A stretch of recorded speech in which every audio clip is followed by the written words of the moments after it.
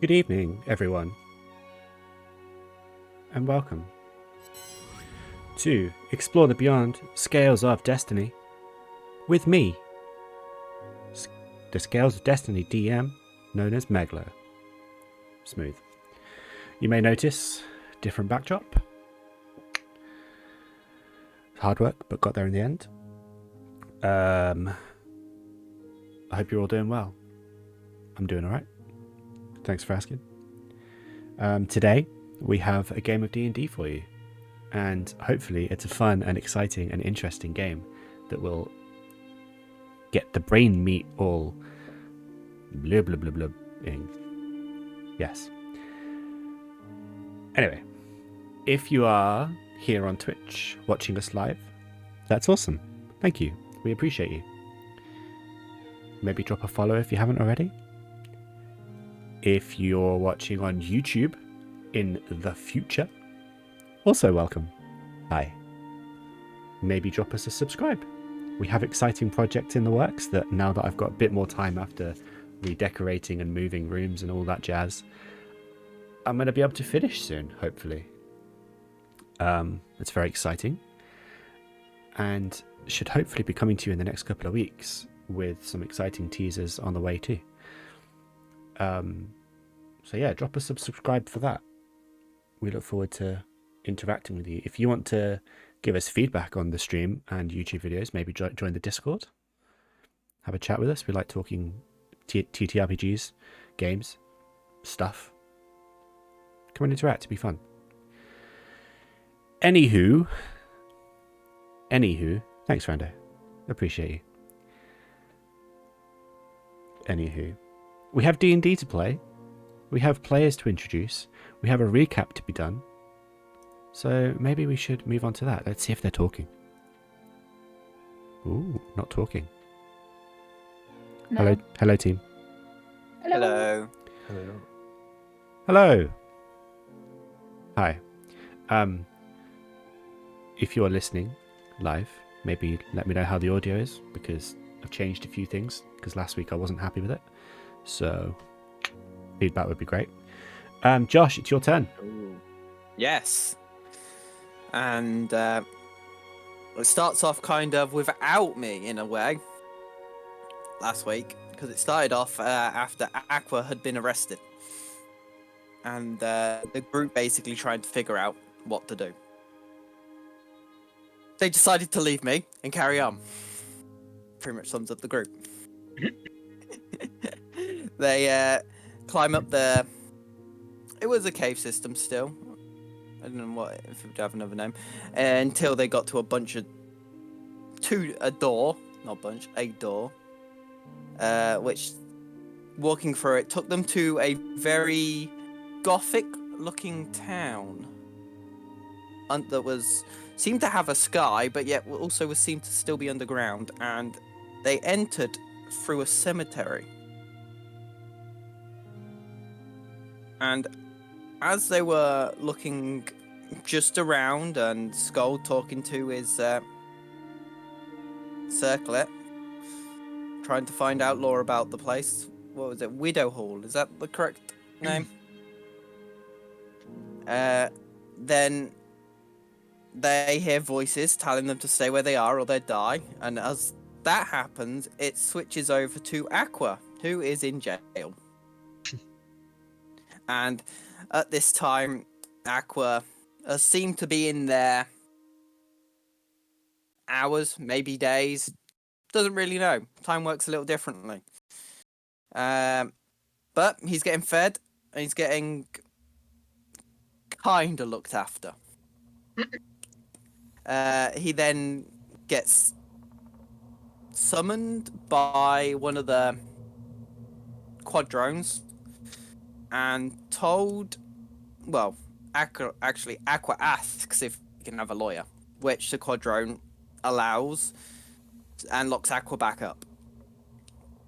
After the time comes, Aqua chooses Sköld to be his lawyer, and within minutes, Sköld is right next to Aqua.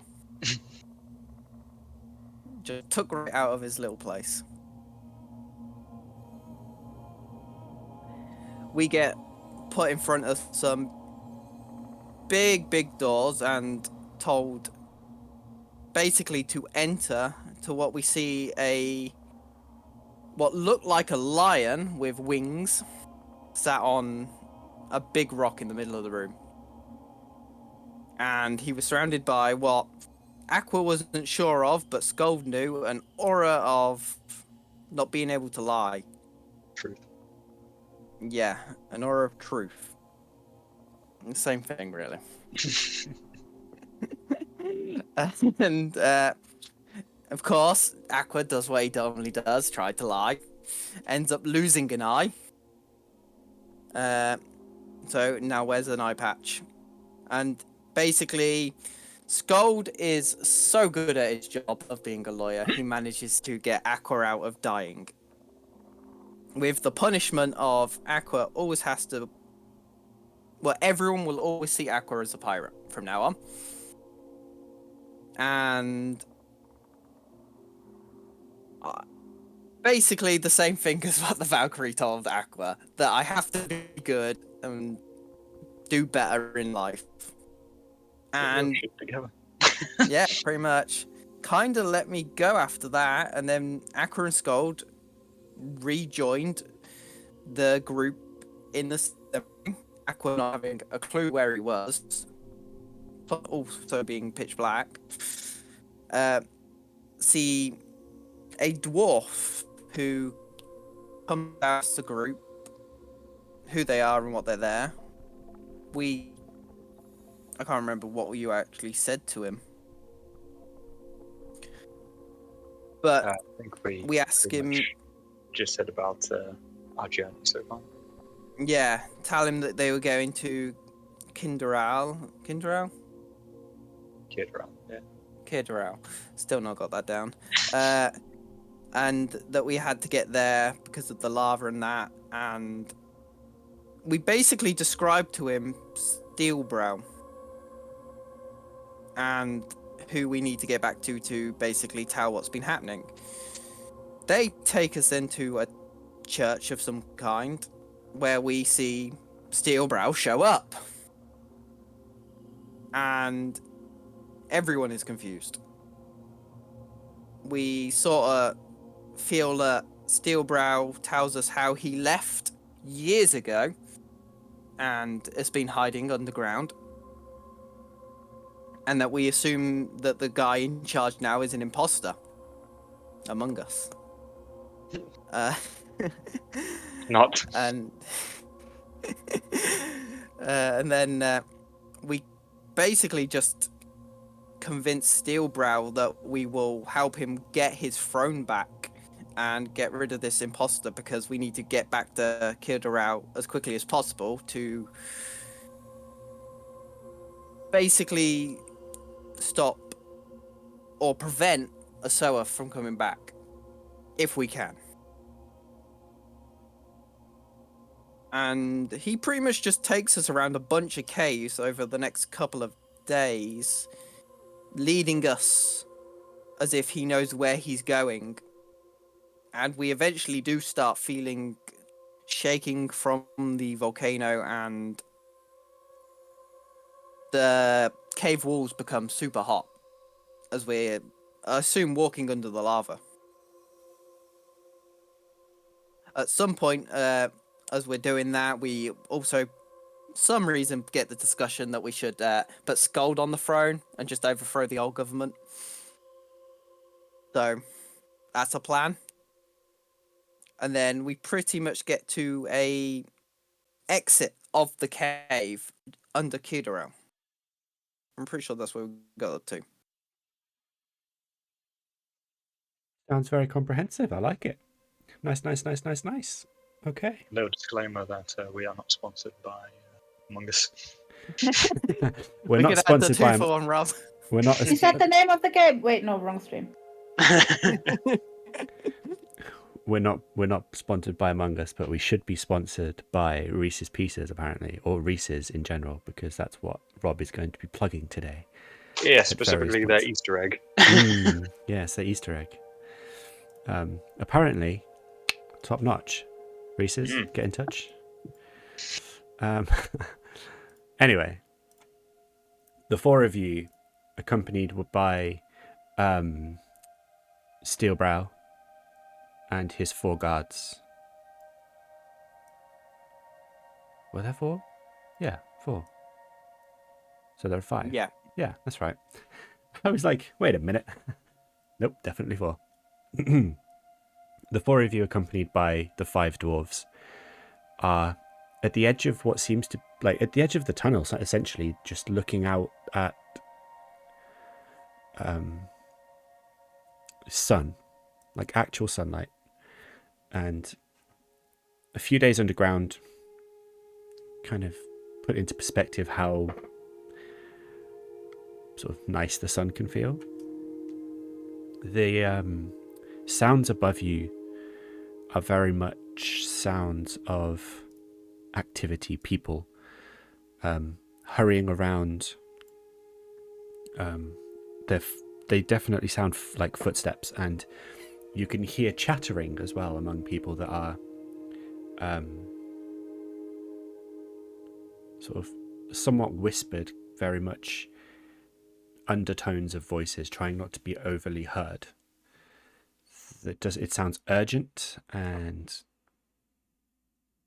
not particularly friendly, let's say. From where you are, sort of in the back of the cave, there's probably another 10 to 15 feet to the exit of the cave or tunnel system, and you can't quite see anything around you.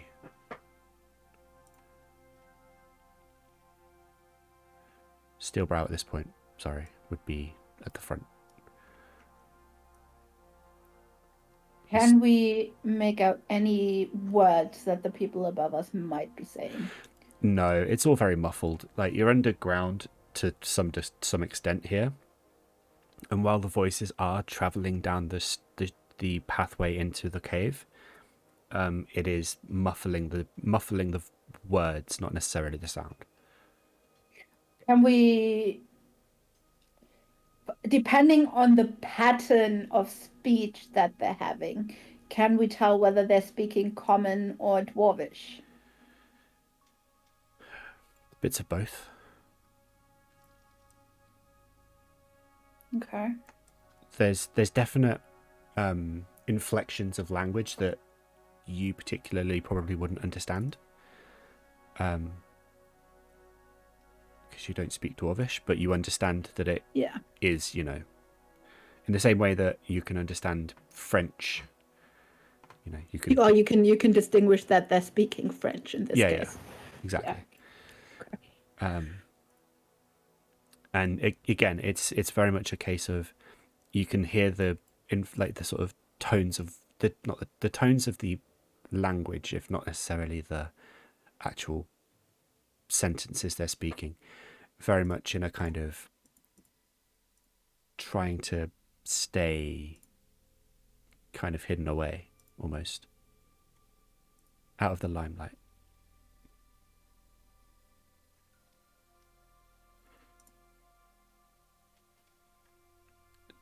Steelbrow at the front of the column of the, what's that, 9 of you, starts sort of shifting down the pathway, down the corridor into the more open air, holding his hand out, trying to keep you to stay, listening. And he eventually nods and beckons to one of his guards to follow. And they do. They just kind of creep forward slowly. If I could highlight them both. They just sort of creep forwards. No words exchanged, just kind of like an understanding. I mean, I guess we should see where we come out, but do we still want to try to aim for our house, or...? Maybe Sköld should go first, and we stay behind. He can let us know whatever he's seeing, but Sköld is a dwarf and not immediately suspicious. I mean, I guess so, but Good idea. we're allowed to be how here. panicked the city is, really, for them to I get. don't have a passport. Yes. Sköld has them. Yeah, Sköld's got them all. He's got all ours. I'm pretty sure. Oh, As I has didn't he? know I had a passport. Well, the previous incantation did. They won't be able to tell the difference. Incantation? You mean incarnation? Whatever. My previous incantation had all the I'm just a passports. spell. That's all I have. But yeah, okay. Okay, good to know. Good to know. All right. The two, Steelbrow and his guard, come back and kind of turn to the rest of you and address you. It seems like the coast is clear, but there's definitely something going on up there. Looks like chaos. Hopefully it's no more than just panic due to the lava and not some sort of internal fighting. What is Steelbrow wearing? He's wearing armor similar to what you saw him wear in the palace, where it's kind of plate armor with a helmet that just about comes below his brow line, which you know to be like a chunk of steel, essentially, sort of fused to his skull. It looks a bit dented, not very well kept, and also he looks a bit too thin for it.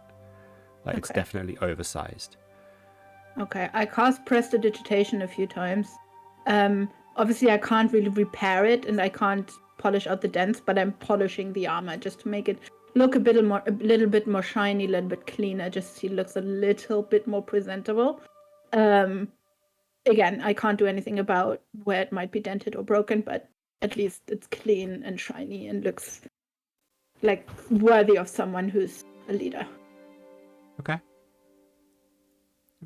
that sounds good. He kind of looks down at himself. Yeah, it needed a polish anyway, thank you. Just to make sure you're not being looked down on or they don't think you're the imposter. Don't get me wrong, if I'm seen in this town now, in this city, they'll be on me like flies. But I I mean- appreciate the effort. Didn't we have the plan to maybe disguise you? Yeah, we were going to make him invisible. That's right. Yeah, we wanted to make you invisible. Are you still up for that? Sure.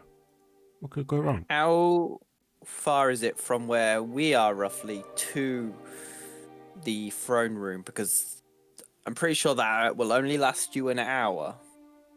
So we kind of need to be as close to it as possible before doing it. It's a big city, and I don't know where we are exactly, but it's not going to be an hour before we get there. Maybe we should head back to the house first. That might be closer. Maybe. We still need to get there unseen, though. So, the moment we are being spotted, or he is being spotted, maybe not us specifically, but he's being spotted, yeah, we're in trouble. I'm sure between us we can rustle up some kind of disguise at least. Have any spare clothes or cloth that we could use? You have the The bag of holding. bag of holding. You need to figure out whether there's anything in there. And the Somebody only- remind me. I don't. have- Go on. I don't have anything. Well, I know there's stuff of me, of my previous self in there, but nothing close-wise that would be helping. All I've got is this ring of jumping, and I doubt that's going to help us. Yeah, I got nothing. No. Or Okay. maybe Maybe we- swap clothes with someone? Wait, can't prestidigitation change how someone looks? No. No. I do have disguise self, but that's just for myself. I can't disguise anyone else. Kind of in the name. Yeah. Can I? Do you Ooh. not have anything on you guys, like in your packs? Any hoods or cloaks or anything? Don't think so. I'm sorry, talking to the NPCs if they've got anything on them. The general dwarfs, and then the one dwarf that's actually in speaks up.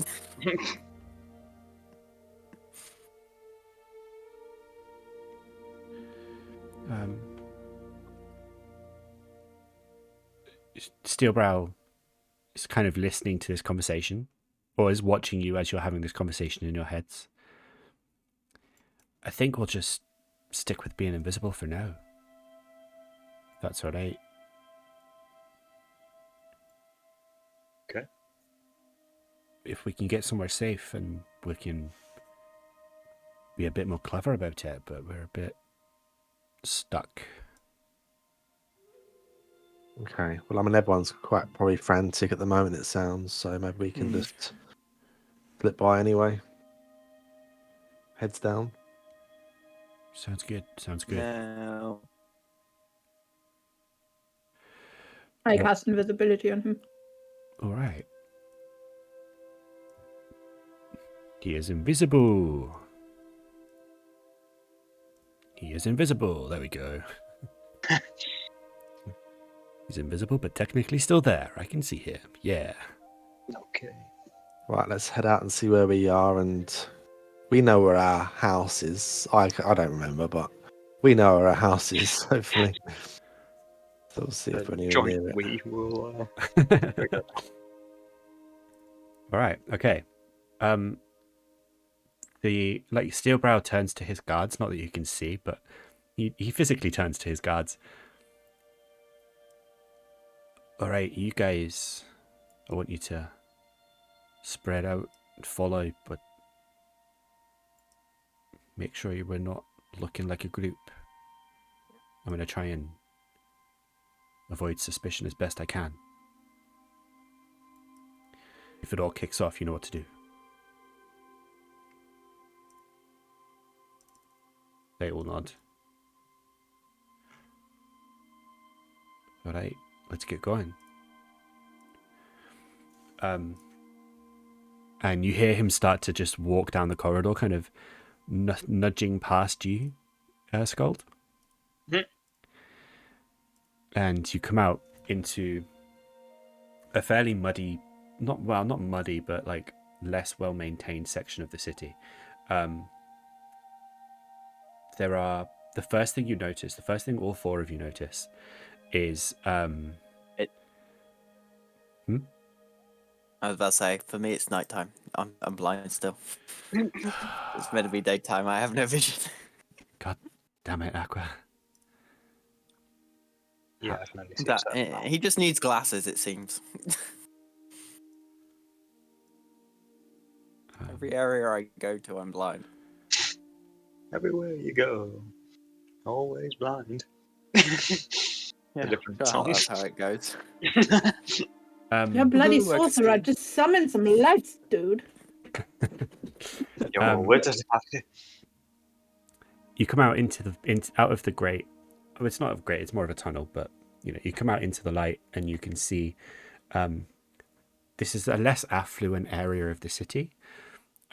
Definitely poorer, less well maintained. The buildings, while still made of stone, are definitely,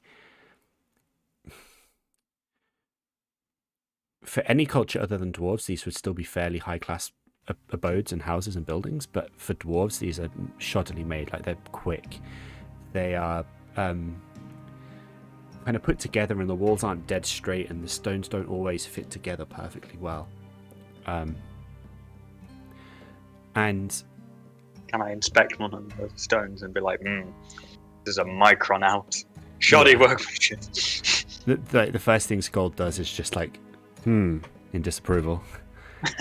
he does that Ron Swanson, like where he pulls his like chin back in and his like mouth kind of constricts underneath his moustache, of just like sheer disapproval. Everyone else realizes almost immediately, as soon as your eyes adjust to the light, that while the guards spread out, like the 4 guards for Steelbrow spread out in this area, lining the streets are dozens and dozens of dwarves, all kind of sat about or moving backwards and forwards, like clutching their bellies, emaciated, like physically losing body mass through what is apparent, like it's quite evidently starvation. They're not. The footsteps you were hearing previously are not civilians, but guards that, while are also dwarves dressed in sort of fairly generic plate mail. You can't see any, I don't think, from where you are right now. Like, you can see a couple. While I have the same model, because I don't have that many, they're all sort of dressed the same in the same similar armor that's like gilded black with red lining. They vary in different sort of like skin tones, hair color, age, everything. And they're all kind of marching around the perimeter, kind of patrolling. And every now and then a civilian will reach up and grab and sort of like beg for food, and they'll just slap them away, like backhand them in the face. Not even like looking, they just reach out, like literally just thwack them in the face and move on, continue on their patrol. And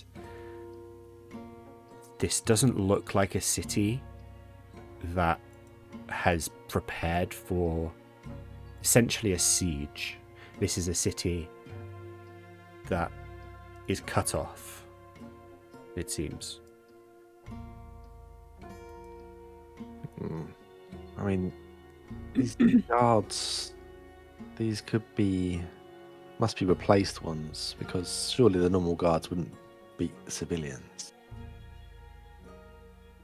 I've seen Try. guards do worse. It's a trying time. They've probably been without food for a while if the imposter hasn't prepared for being cut off, and I don't think he probably would have. Not like he has much need to care for the civilians. I think everybody's on edge, essentially, so let's be super cautious. Is this person a guard or a civilian? All of the people you can see are guards, because I never want to ruin Foundry by throwing hundreds of civilians onto the map. That's not good. I would like to cast Detect Thoughts on this person. Mm-hmm. Just the surface thoughts, I don't want to intrude, because I don't want them to detect that I am doing anything. I just want to detect the surface thoughts of that person. As soon as you cast your spell, there are 3 guards in the vicinity. One that you can't quite see that comes marching forwards. I'll make sure he's in view. This one that you're detecting thoughts on comes marching forwards, and then another one around the corner makes himself known. All 3 of them look in your direction. Look at the 4 of you, sort of stood around, and then look past you. I'm gonna... Hold on, past us, as in Steelbrow, who's behind us, invisible? Well, that's what I was about to say. He's no longer invisible. What do you mean? Why is he not invisible? Because you just did another concentration spell. Oh, you fuck! No!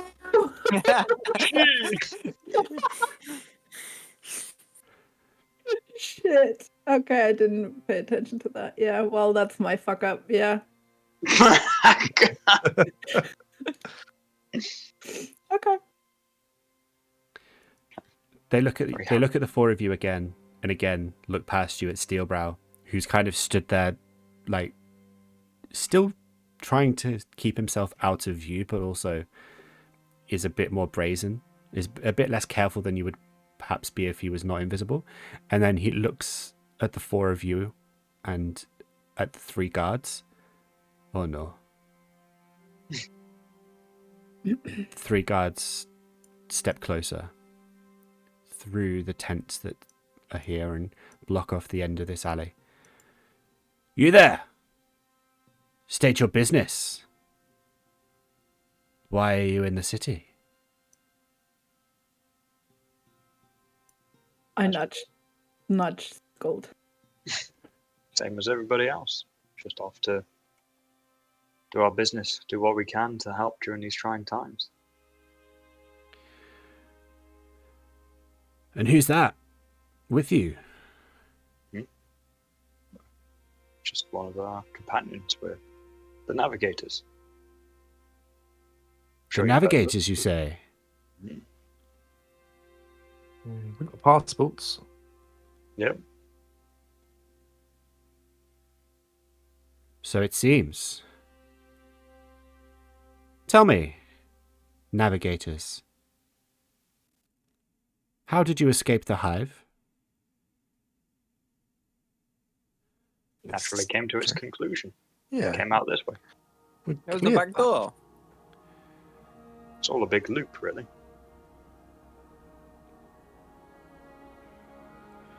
I see. And where are you going now? Just going to go back to our home to refresh, and then we'll be helping everybody else around here, because as you can imagine, we've been out for a while, and it looks like you guys are in need of a bit of help here. Hmm. And obviously want to report what we've achieved. Steel brow. That'll do, of course. Did my spell do anything? No. You still cast the spell. It's still like physically cast, and you felt it attached to the intended target, but there was nothing. I didn't In get response. a reply. So yeah, okay. Okay.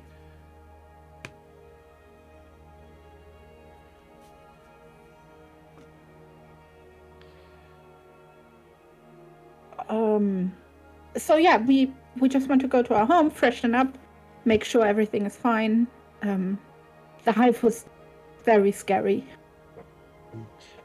Took a lot of effort, that. Your home has been seized under order of Irvar Steelbrow. Wait, you seized our home? As I look back at Steelbrow.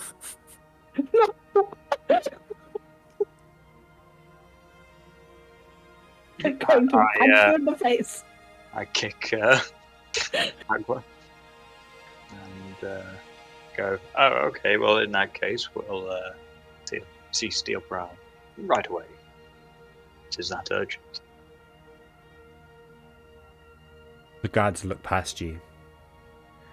You! State your name and business, citizen.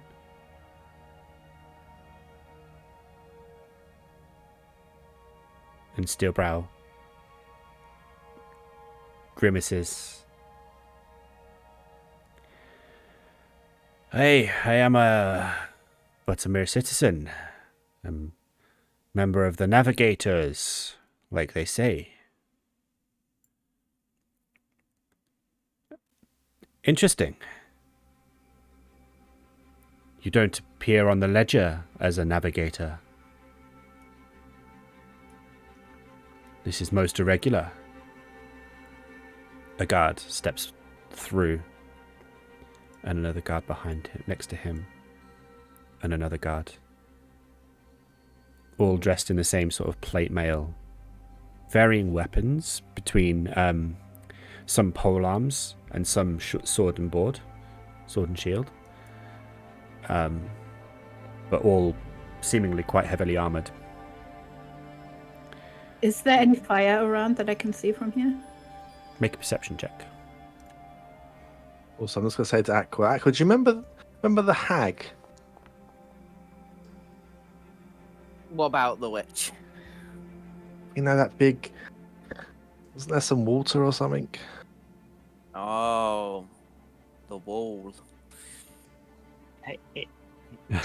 Whoa. Are there loads of mean- civilians still around, though? Yes. They're definitely moving away. They seem to know what's happening and like what's going down. But there are a lot of civilians sort of still in the vicinity of what you can see right now. You know, like down this top alley, down this bottom alley, they're still kind of lingering. Okay.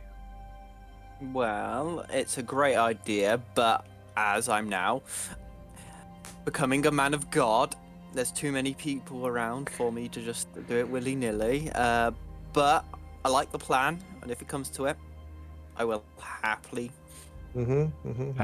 Nell, you can see a few candles in windows, but no like flames.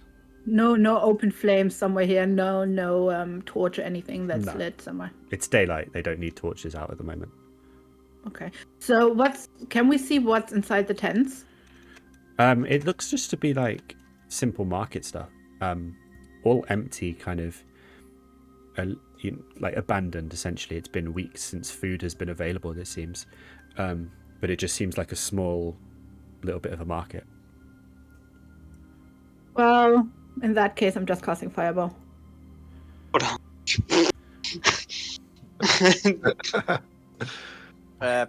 Any pre-warning to that?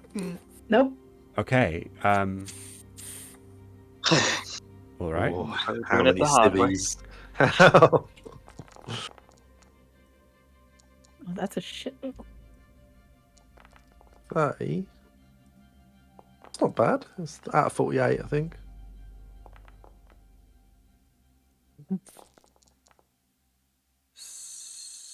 Fail. Success. Yeah. One of the Correctly. seats, yeah. All right. So this front guy sees the spell being cast, and despite being the closest, manages to dive out of the way of the explosion. The rest aren't so lucky, all taking 30 points of fire damage. Everybody, please. What can I was hoping to get a reaction off, but it's fine if not. This like Nell just sort of going rogue and doing this wasn't pre-planned by the four of you, despite having, essentially a psychic link to each other. So there's no chance of reacting in time before It's we fine. get in there. I've got one question though. Go for it. Just how many civilians are dead now as well? 'Cause Yeah, they can't well, say that. you see, that's the thing. I was curious. I know I said they all moved, but there were still some down here and like a couple up here. So you do hear shrieks and screams. And the market does kind of catch fire. So at the moment, a few. Definitely not the now we remember. Wait, what? Randomly setting fire to stuff. No, definitely not. Well, no, more of the innocent lives. She was against us robbing all them people after killing the hag. I don't mean rob, I mean they were donating to us because we saved their town. Of course. Everybody roll initiative, please.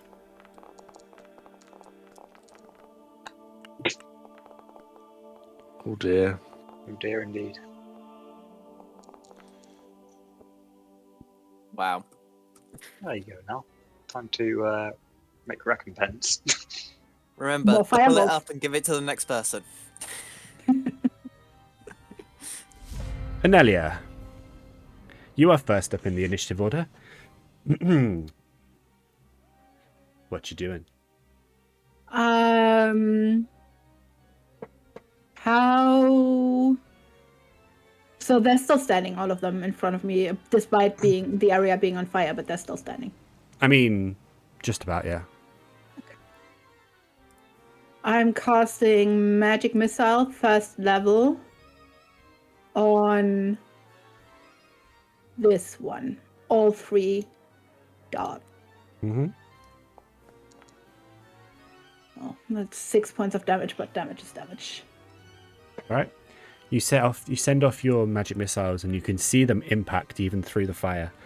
And you do hear that kind of grunt as he gets hit. And then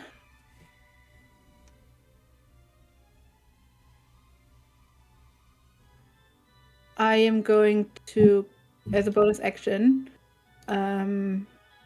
summon my hound, summon Scorch. Okay. Okie dokie. I can, as he only has one target, so I am going to summon him here outside the fireball, and his target is going to be this guy. All right. Okie dokie. And he rolls his own initiative.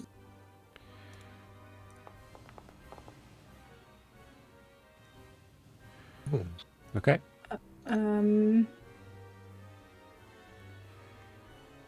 He's going to hold his action. Or, well, I suppose he's not smart enough to hold his action, but he's going to forego his action because I don't want him to walk inside the fire. Okay. You can end your own turns. Oh, yeah, yes. The steel bow have a Oh, yeah. Inish. You know, if you weren't here, Burius. If you weren't here. We wouldn't have remembered that he's not invisible anymore. Oh, Well, you say that. That's suitable. What about his 4 guards or 4 guards, or No. are they just off? You don't know, you haven't seen them. This first one, despite being on fire, is going to charge forwards at you now. And has a sort of a battle axe in his hand, and he's holding it with one hand and a shield in the other.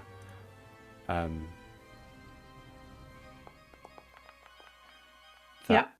Will hit for a 19 damage. You take 10 points of slashing damage as the battle axe comes down and just scrapes, like just slashes across your chest. And with the same flowing action, he's going to then swipe back across your chest for Once another more. 19. And you take another 7 points of slashing damage. And he then kind of pulls his shield up in front of him and kind of holds like a defensive position.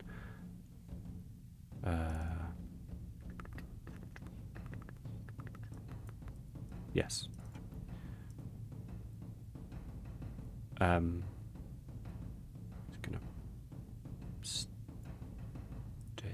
so is that like a template thing, and we won't get on fire if we run inside that?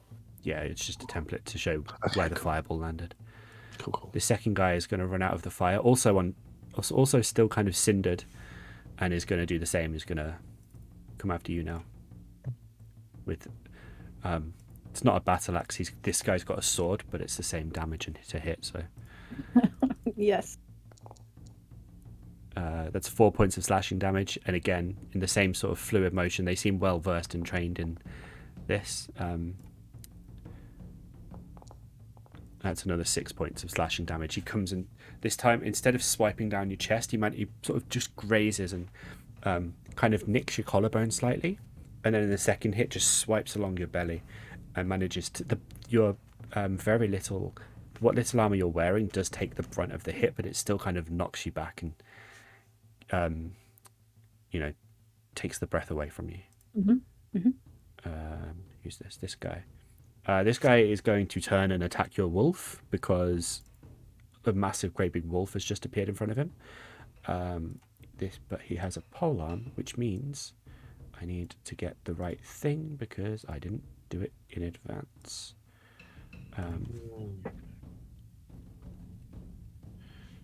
Right. Boof. There we go. Right.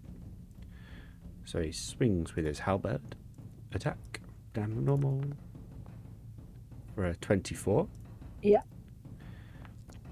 And your wolf takes 11 points of slashing damage, and then in a kind of fluid motion he swings down once and manages to catch across the face of the wolf, and then just comes up with the other end of the halberd, and for another 19, blimey. Your wolf takes another 11 points of slashing damage, as instead of this face, this time he goes for the legs and sweeps across the knees of the wolf, trying to inflict as much damage as possible. Aqua, we come to you. Okay. Seeing this complete chaos just ensue and everyone run towards me, like, damn it, me and Vic had a plan. Well, I guess at least I weren't the one that murdered all these innocent people. They're already dead, I guess. Yeah. Can I stand in the square that Sköld's in? No, you can't occupy the same No. space. Well, Can I shoot it? Like, does this even have? Can I shoot it over him? Shoot what? Tidal wave. You said you can start it where you want at a Oh point. yeah, it's got 120 feet of wherever I want to put it, and it's Mhm. 30 feet in total. So yeah, I'm gonna. No, I should actually click on it. I just clicked off. It's gonna be 4th level, and it's okay. Let me draw the box. Box drawing time.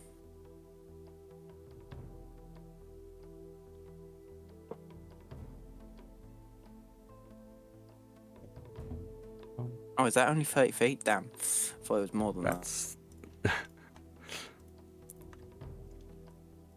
Nope, don't want now. I want these two. These two. Thank you. Right. Is it? Saving throw. that. Yeah, it is. Okay. Okay. So again, this bottom guy manages to dive out of the way. Oh no, just the bottom. Just the bottom guy. Thank you. Manages to dive out of the way. The second guy doesn't. He takes the 11 points of bludgeoning damage. And then is knocked prone. If he Okay. saves, yeah, he's not prone. The other guy only takes half the damage, so. Okie dokie. So this first guy is knocked prone and takes 11 points. This guy takes 5 points and is not prone. Nice, nice, nice. And then. That is my turn. Alrighty. You. Can we remove the fireball template? Not yet. This guy is going to also round on the direwolf. That's not who I want. That's who I want. And with his halberd is going to attack for a 16. Mm-hmm. And hits for 11. And again, with another swing, is for a 12. Nope, that doesn't hit. All right. The first hit kind of goes in for a stab almost and manages to graze right along the side. And the basically like gouges a massive cut down the side of the direwolf. Tries to go again, but the direwolf, reeling in pain, just pulls him away and the halberd doesn't make contact. But the dwarf is also still in sort of the cinders of the fire. This guy. Okay. You. Where are you? Ah, you're here. This guy's coming out of the fire and he's going to hold here. Vic! It's your turn. Certainly is. Certainly is. Oh, I can move 40 feet. But there's a few people there. Right, okay. So it's not right burning in this kind of square here, so I'd be alright to just move into that. This square is burning. Right, so I take damage if I went into it? Or... Mhm. You would indeedy. Oh, wasn't there a tidal? Did the tidal wave not put the fire out or No. in this area? Okay. It just kind of went through it because they're both magical, so it's all like Yeah. cancels it out, unfortunately. Hmm. The tidal wave, like, despite being only 30 feet, once it gets past that 30 feet, just kind of keeps going. Yeah. It's a bit of a weird one. I don't know. This could be like an onslaught to like a palace thing. I don't want to waste all my cooldowns and all my things just in case. I'm going to pull out my longbow. Ooh. Yes. I still get 2 attacks with it anyway. The question is, I won't aim at this one because he's already prone. That one I can see over there, so yeah, I'll just kind of like step to the side of Nell and try to fire 2 shots over at this one over here. Okay. Go wild. That the misses. best start. Not the best start. And then another arrow. Just hits. Cool. And then just a little bit of damage. 9. Nice. Take it. Yeah, I guess that'll probably be all I can really do. Unless I use a. No, that's fine. That'd be me. That'd be me. Okay. And Sköld. Okay. So are all the guards still alive and kicking? It would appear so. And how battered do they look after? Well, most of them are or were just on fire, so they've seen better days. Okay. Right. I'm gonna do a bit of like, what's the word I'm looking for? Parkour. No. Easter egg Proactive eating. or reactive lore in the fact that during my previous long rest that I had, Mm-hmm. Sköld had a bit of a meditation. So he's been thinking about what's happened, thinking about how things have changed since we first formed as a group. He's come to the realization of two things. One is that he hasn't really been channeling his inner deity too much. He's mainly been, just dabbling here and there, getting a bit carried away with the whole situation. Hasn't been focusing on his true calling. And secondly, he thinks that the group they've grown up, if you will. They don't need the same support that they used to. And so he's made the conscious decision to change some of his spells to reflect that. And one such spell that he's going to be using now is figure out how to cast it. Okay. Let's see. I suppose can I plonk it? Where can I plonk it? Does it even allow me to? Well, I want to put it essentially here. All right. But I don't know how to do that. What's it look like? The Guardian itself. Yep. It's a shining white dwarf with a hammer and shield. Essentially like me, but bigger and white. Okay. Well, in that case, it's a blue hammer. Very good. It's the best I can do. Okay. Right, hang on. Like I said, it's a blue hammer that you should be able to control. Yes. Cool. I don't think it technically. Can I attack with it? I don't think I can. I think it's a proximity sort of thing. Yeah, so basically, you place it, and anybody who moves, like anyone hostile that moves in within 10 feet of it, must make a dex save. And takes 20 radiant damage on a failed save. And I think. Check. That's all I'll do for now. I don't want to use up too many of my tricks. So Okay. I'll leave that there. All right. It's Urvar's turn. Uh-oh.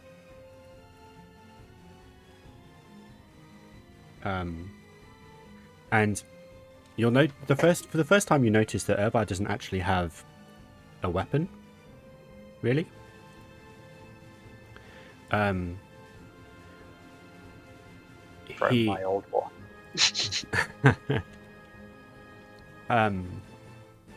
He just kind of stands back and just starts muttering to himself under his breath. And whoops. God, I'm making a mess of this. Bloody hell. No. You can hear Irvan muttering, but you can't really see what's happening because you're facing away from him. Mm-hmm. But you just feel like a tide of healing come over you. That's such a waste, but okay. He doesn't know. Imagine being healed to full health and be like, ugh, waste. I think we should swap him for Sköld. Oh.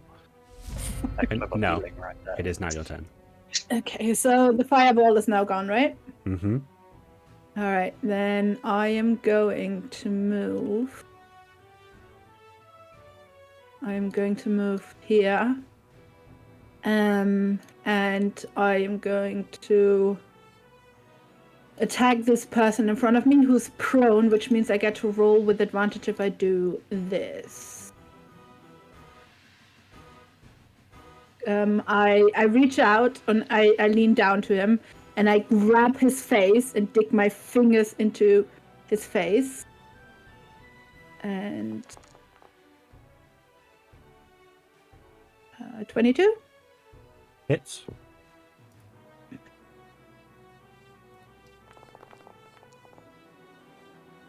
That's not the dice I chose. Oh, that's the necrotic dice.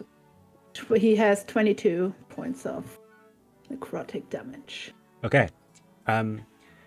You reach out and you just dig your hands into his face and his body just starts to shrivel, and just like suck inwards basically, and just necrosis takes over and the body just dissolves essentially. Nice. And as the body dissolves and the armor is all that's left, suddenly in place of it,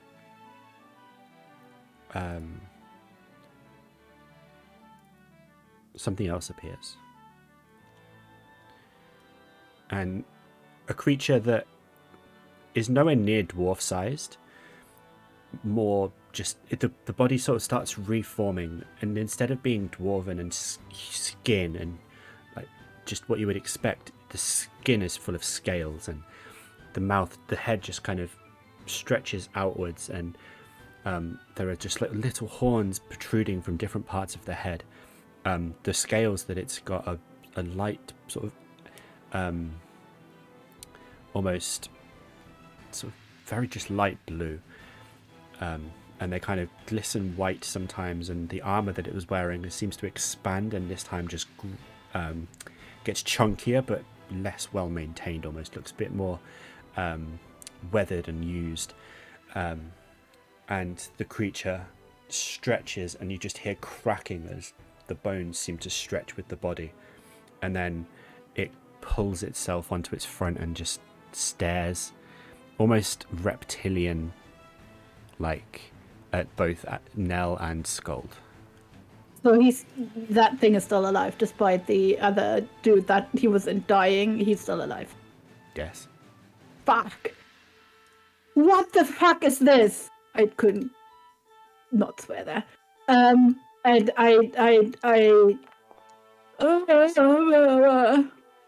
I stared him for a second and then I quicken my I'll quicken my my inflict wounds,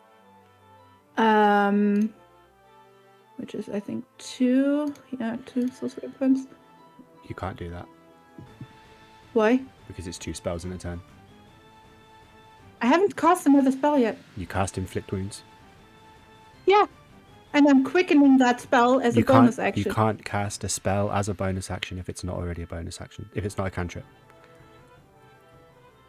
If you've already cast a spell that turn. When you cast a spell that has a casting time of 1 action, you can Yes. spend 2 sorcery points But to here's the change thing, cast- Yathina.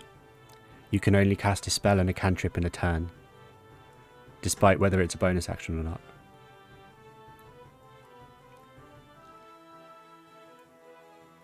So you can't cast inflict wounds twice because it's a spell. That's not what I was doing. That's not what I was doing. You just said you were going to cast inflict wounds again. No, I'm quickening my inflict wounds spell, and then I'm casting something else. No, That isn't because spell. you've already done it. You can't then say, oh, I've just done this thing and I don't like the outcome, so I'm going to then quicken it. Who's gonna quicken it anyway? Then why didn't you say that to begin with? I didn't know that I had to. I've never done it that way. I've always said afterwards that I'm quickening a spell. Just from now on, I'm quickening a spell, this spell, it happens, the reaction happens, and then... Because that just sounds now like you're saying, actually, I don't like the outcome of this, I'm gonna, you know... No, I was always gonna quicken the spell anyway because I wanted to attack this dude. Too late. Alright, then I'm taking that back. No, you used the sorcery points. I'm joking. Okay, that's my turn then. Alright, it's your direwolf's turn. My direwolf is going to attack the person that he's supposed to attack. This one with... I think he only has one bite, right? Yeah, one. Yeah. So he's biting him. Why does it have advantage? I don't know. I don't know. Wait, it has pack tactics, but pack tactics is only when they're at 5 feet of each other, right? Yeah, there's no ally within 5 feet, so why would there be? Interesting. No. I'm rolling normally. Oh, yeah, never mind. Of course. And that's his turn. All right. This guy. This guy is going to stand. He's already standing. And is going to come round. And is going to battle axe you now. 16? Yep. You take 7 points of slashing damage as the battle axe comes down, and while you're basically just staring down this huge scaly creature that's kind of on all fours down in front of you, the battle axe slices down your back, and then the follow-up attack for a 23 Yep. does 4 points of slashing damage. Like, you kind of reacting to the first hit makes the second hit less potent, but still does a fair chunk of damage. Also, the fact that he moved, does that mean my guy gets to hit him? I think it's because he's already within it. If he moves within it, but Oh, no, doesn't yeah. matter. Yeah, that's Yeah.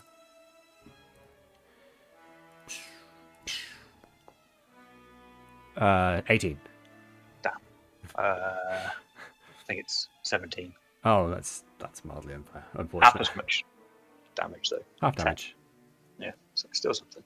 10 damage. Nice. You can see that the dwarf is taking the damage and feeling it as he moves around, but it doesn't put him off from going after Nell. This second guy, now that the fireball is cleared, is going to come down to here. Dexterity saving throw. 10. So he takes 20. Keep track of how much damage it does, by the way, because once it hits 60, the Guardian disapparates. So we're on 30 now, I think. What does the damage look like, by the way? I want to say it's not a direct hit, more of a sort of the Guardian makes the motion, and then it's kind of like an after effect, if you will. Okay, nice. Sort Nice, of nice, like a sweeping wave. And you can see that it's effective, even if even if the dwarf doesn't actively react to the pain, you can see that it's hitting him and sort of impacting his body, and causing some damage. This guy is going to come round opposite the direwolf and go for a halberd attack. Kablam! Kablamo! 17. It's And 4. Great. I I rolled think that's I rolled the wrong thing. It's fine. Don't worry about it. okay. Never mind. I should have. Oh wow. Great. So instead of a halberd, he uses a hand axe that appears in his hand randomly. Does 4 damage and then pulls the halberd out magically and misses completely. Gets himself in a tiff. Aqua. Well, Okay. as seeing this lizard randomly appear, my Tides of Chaos are gonna just activate. Mm-hmm. And then I am gonna shoot a Chaos Bolt at the lizard Okay. I'm in danger. at a 4th level. Oh no. Sköld, it was nice knowing you, mate. Big danger. Roll your So, d8. let's see what it is first. A 3, so it is fire. My favorite. I'm going to use the tires to cancel to get my advantage.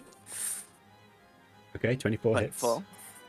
And let's see, please hope they're the same number. Oh my. Oh, I have 2 8s. They're the same. That means it bounces, don't it? If If you're on the both same number on both D8s. d8s, the chaotic energy leaps. Yeah, from they were target's both 8. Make a new attack roll against a new target. Nice. Which one are you targeting? Well, I was targeting the lizard, and this is going to do a weird arc over the Now's head to the one behind her. Just roll Chaos Bolt again, but don't use up a spell slot. Okay, I'll have to put that spell slot back on. You can just choose not to use it, can't you? Oh yeah, it's consume. Okay. And I suppose it's be a level 4 slot again. Yeah.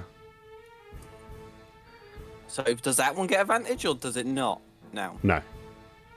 Okay. 17 just hits. Nice. And still being fire. 24. And 31. Lizard takes 31. All right. Next guy takes 24. I didn't look at the dice. What did they say? I don't think it works twice. That was a 4 and a 6 anyway. If you get it twice, you have to go to jail.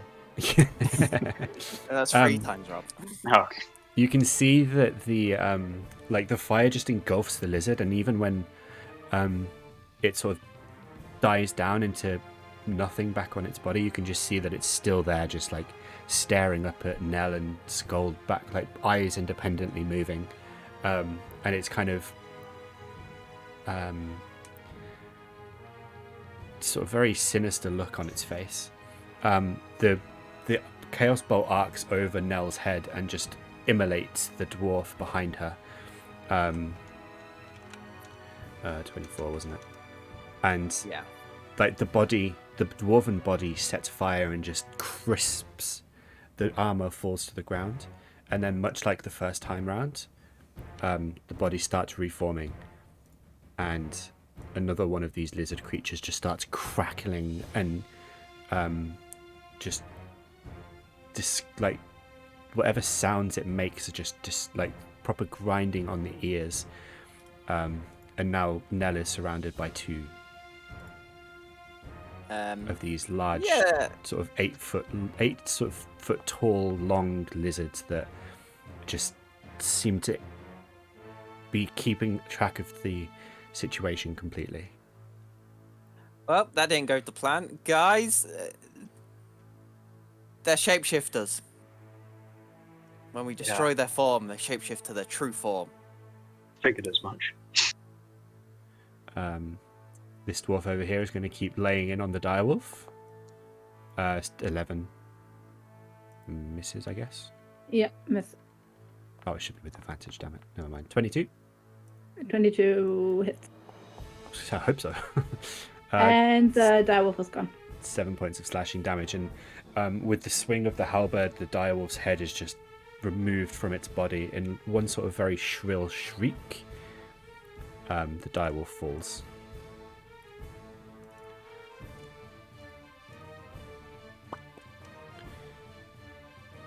the dwarf then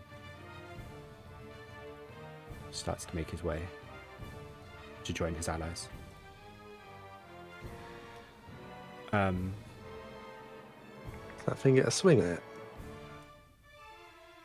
Yes. Yes, needs to make a dex save.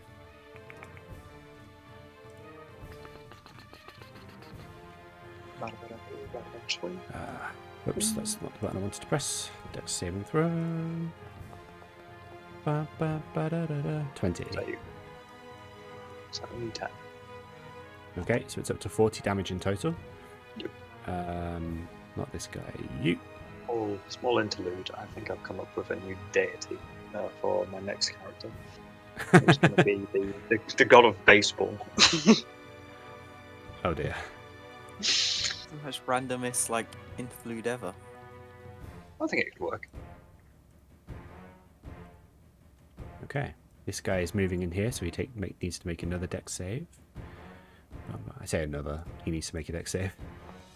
I need to make another dex save. Another 20, so he takes 10 in total. Up to 50. Up to 50. It's doing all right. And then he's going to take a swing at Aqua, squishiest looking person here. No. Nope, he doesn't have a halberd. Ignore that. He has a battle axe. Sorry.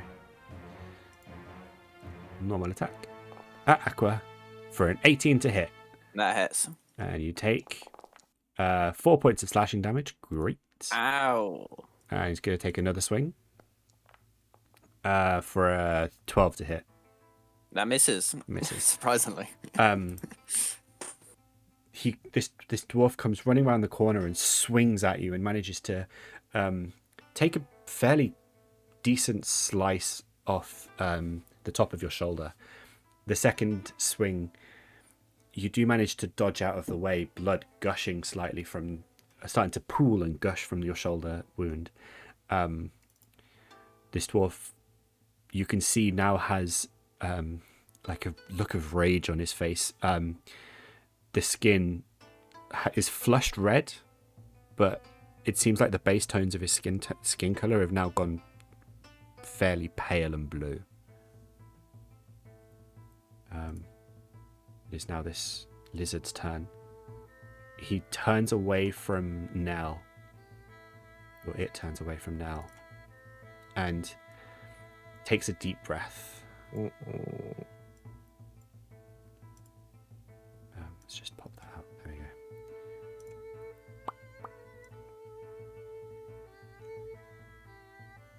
What? Okay.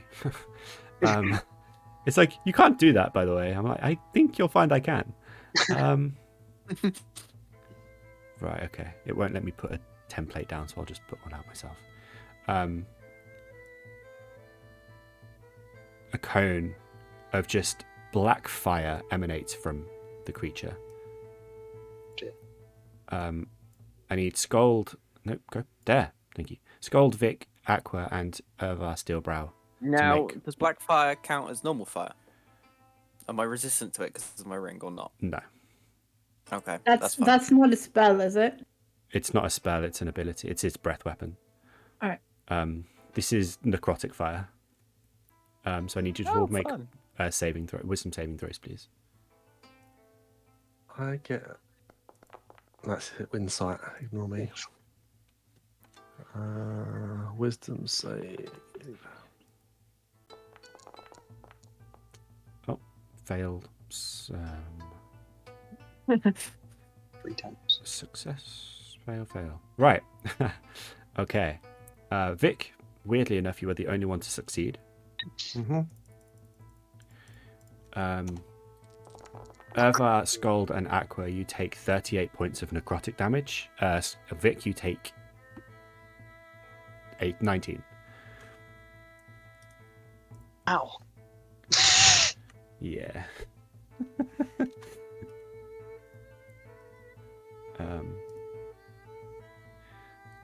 Pretty chunky. Oh, you're here already. Wait. Bum, bum, bum, bum. This is like the least battle music ever.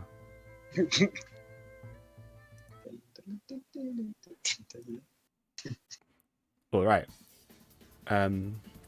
That is its action. It then shakes its body, and it starts to see it seems to release wings from its back. These wings are leathery, and they don't seem to be much in the way of they don't seem like they would support the weight of the size of a creature this size, but one flap and the creature is already 20 feet in the air. Sköld and Nell, you do get attacks of opportunity attacks if you wish. Okay. I don't have a weapon, so no, I don't. Sköld, you get an attack of opportunity. And you hit. Roll damage. 11. Not bad. Not bad. You manage to crunch it in the chest as it sort of swoops upwards, and it just kind of shifts in the air slightly, and then just keeps swooping upwards. It gets to about 60 feet in the air above you, in just basically 2 flaps of its wings. Oh, no. You are coming here. Vic. Got one in front of us, haven't we? You do. You have this guy here. This little friend. Okay. I was gonna try to save some of these, but I'm gonna do that. I don't know what happens with this specifically. We'll move you there just because space. Yeah. Cool. And then as I shot my bow last time, I kind of started to put it away, and this time my shield and sword are back out. And I'm gonna swing at this one.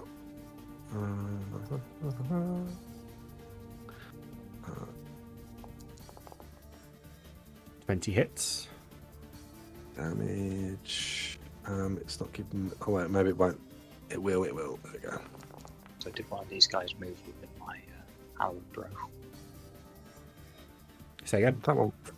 Did one of these guys move within Mr. Hammer? Yes. Maybe the flying one. The flying one was already there. Oh, okay. But he's out now. Is he 60 feet in the air? I'm yeah, not sure. he's 60 feet in the air now. This guy back here is 12, so he takes full 20. And, Which is mildly unfortunate because the radiant energy just like explodes his body, and sort of mid-explosion is like the guts and gore and flesh and viscera are sort of traveling feet away from him. It then just converges and morphs in mid-air into another one of these lizard creatures. Another one. Another one. It's Blue Man Group. Oh. Alright, it's just a roll for initiative. Oh, God. That was a roll for initiative, yeah. Sorry, Vic, carry on.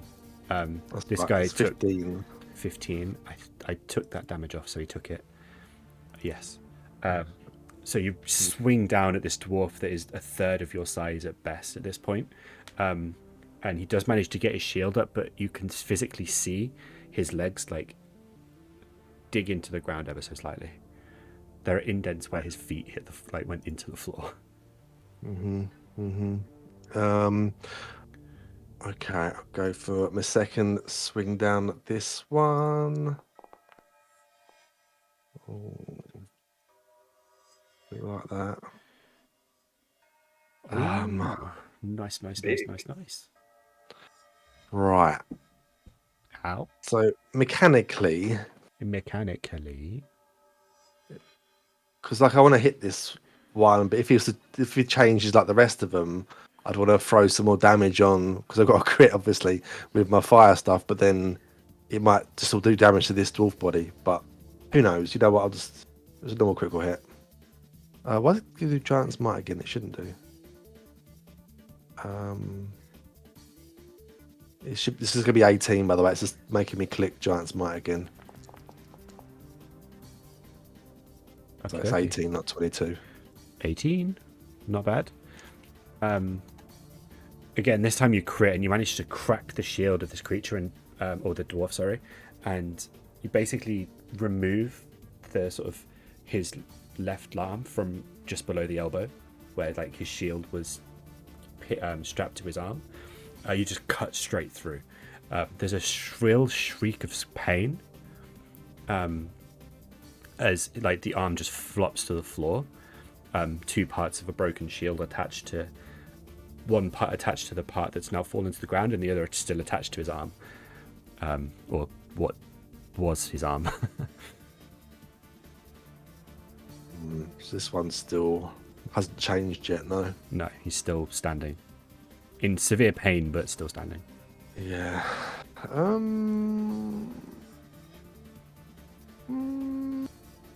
think we're probably going to have to. This is quite a big fight, isn't it? I wasn't expecting. I'll action surge attack this one again. Okay. I hope it's not wasted. 12 misses. I figured. And then my second / Not Whoa! Okay, we'll take that again. We'll take that. bad. Nice. 2 in a row. Hopefully this is enough. Critical. That's some low rolls. Did that one do your giant's might? No. No, I didn't that time for some reason. I got no idea why. Okay. Okay. Describe your second crit for me. You've just removed his arm. Moved his arm. Next swing, I just kind of like glance off his like pauldron or something, and then I kind of, because I'm so much taller than him, I kind of like reverse sword around and try. I just hit him through the head to the ground with my sword. Okay. Like try to change now, and I'm sure it will. Yeah, you basically just like flatten him to the ground, and there is a definite squelch as like just your sheer mass and size utterly obliterate this dwarf's body, and much the same as you've seen previously, the body starts reforming, the armor reforms, the cracking and scraping and squelching are overwhelming, and a new lizard creature stands on all fours before you, just sort of smirking almost. Oh, great. Creatures are rolling well for their initiative. I know. That's 2 nat 20s I just got. I shouldn't be so proud of it, but you know, I don't roll very well often, so. Yeah, I can't really do much else. Did we get back in the tunnel? I don't know, guys. The tunnel's a bit further back, like you're out of the tunnel, but you can, you could make it in a turn. Mm-hmm. Sköld. Have faith, Vic. Sure we can get out of this alive. And on doing so, I want to cast this.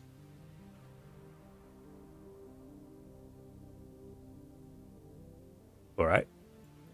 Does that doesn't do guide the other spell? It's a long way away. Guardian of Faith. No, you're fine. You can do both. Because the Guardian of Faith has already been destroyed because he's done over 60 damage. Has it? I thought it was on 50. No, he did 20 last time. Okay, we'll get rid of it. Cool. Okay. So yeah, that imbues my weapon with radiant power. And with that newly found power, I want to... Yes, well, he's 60 feet away, but I can throw my hammer, so it don't matter. I do just that. So let's see. And roll to attack. Go for it. That hits. Yes. Damage. Ooh, tasty. Damage again. Another one. Oh, Not bad. Very big. Holy shit. Let's make a con save, doesn't he? Wait. Yeah. I didn't actually read the spell. You cast it, and I was trying to look for the other one and didn't read it. Each creature you can see within 30 feet must make a That's a con bit save. too much. When a failed save, a creature takes and it's blinded. Right, so what did you roll? You rolled 2d8 plus 4d8. Okay, so the 4d8 is only for the ones that failed the save. However, everything within 30 feet of you that's an enemy has to make a con save. Or take the 4d8. So the 2d8, the 2 and the 8 for the 10 gets added to the 14, so that's 24. And then the extra 25 is if they fail the con save. I'll agree. Within 30 feet of that's really good. Yeah, exactly. It's not just like a, sort of within 5 feet thing. It's like proper chunky. 24 saves, 19 saves. These guys got a good constitution. 5 fails. 15 fails, I believe. I think it's 16 it needs to make. 22 succeeds. And 22 succeeds. All of the lizards succeed.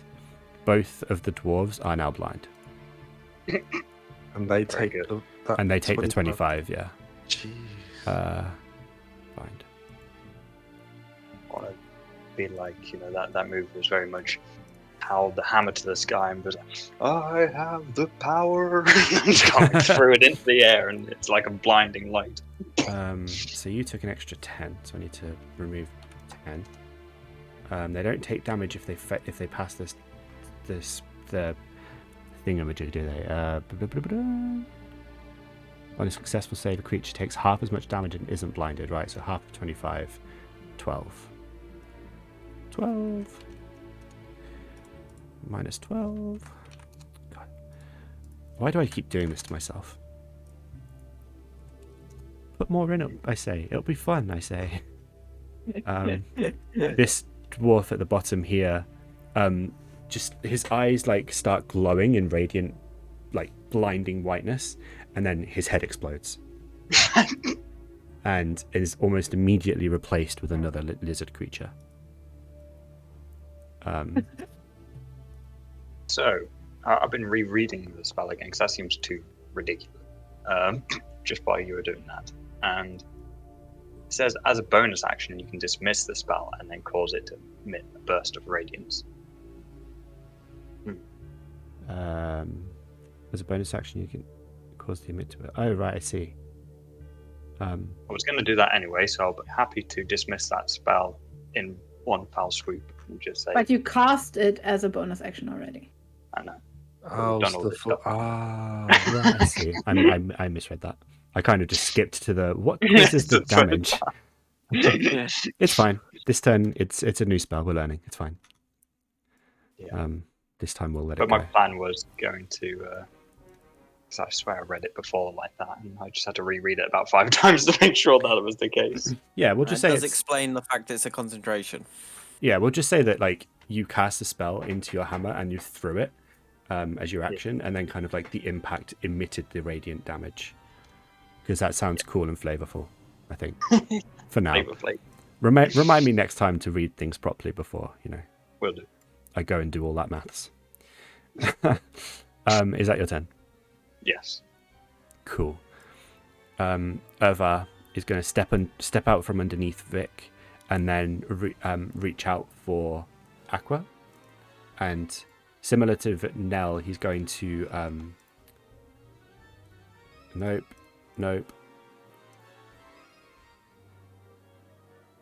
He's going to cast heal on you, Aqua. I appreciate it. There we go. So you heal 70 points. Wait, really? Just that much? Straight up. Nice. So you regain 70 hit points, and Irvar is very he's concentrating. Like this is hitting him hard. He's having to exert quite a lot to do these spells, but you can just hear him muttering under his breath to someone, and then he reaches out and the spell is sort of sent out to you. Nell, you are still top of the order. Yeah. Okay. So now the two lizards and the dwarf that are next to Nell, they're starting to feel some heat emanating from her. And as you would look at her, you see some smoke coming up from her skin and from her hair. And then with a loud whooshing sound, she just disappears. I'm fully aware I might take attacks of opportunity, but I'm not entirely sure if I do. That's not what I wanted. Sorry. I was going to say that's not what you described. Uh, I was like, Yathina, are you okay? I'm giving myself back a spell slot there. So she's casting Misty Step, and she's appearing. Back here. Flames are still surrounding her, and it looks like her hair is on fire. And but after a couple of seconds, the flames, the smoke disappear, and she's leaving some scorch marks from where she disappeared. And then, as my actual action, I'm going to cast Eldritch Blast. I have 2 Eldritch Blasts because I'm level 9. And I'm going to cast it on the person flying. All right, okay. That's my first one. 14 misses. Okay, and I'm going to cast the second one also on the person who's flying. 17 also misses. Oh, wow. Okay. The first one flies right past him as it is sort of like floating and takes the brunt of the hit from the hammer throw. It's kind of thrown off balance. The second one just glances off its plate armor, like hits him square in the chest and just is deflected off into the distance. All right.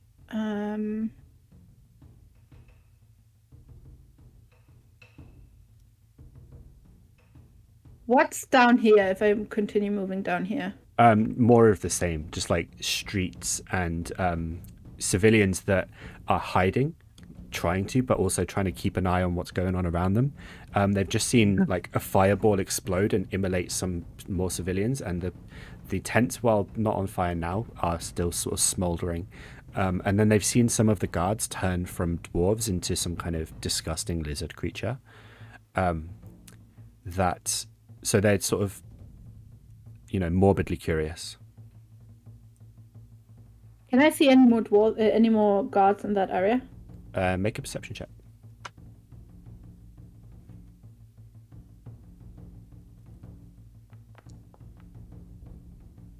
Currently you can't, but there's quite a throng of people, so it's difficult to differentiate like starving civilians and guards that are sort of potentially hiding. All right, that's the end of my turn. Okay. It is this lizard's turn, and it is immediately going to do the same as the first one. It's going to sort of flap its wings, get 20 feet in the air. 3 of you get an attack of opportunity. Opportunity attack. Sköld, Aqua, and Vic. Aha. Stab it. Might as well. Aqua, roll a d100 for me. Nice. I get the ice damage. You get the ice damage. Boo. Boo. Alright, what's the ice damage again? A D4. It's just D4. Yeah. Nice. 13 points. Roll a d100. Oh wait, no, for I me. rolled a 1. Yeah, you rolled a 1, so it's 11. Roll a d100, Aqua. Yeah. 45. Re-roll the d4 and add whatever you roll. Reroll the D4. Mm-hmm. Nice. So it's 13. Okay, nice. That was your Tides of Chaos, by the way. Ah, okay.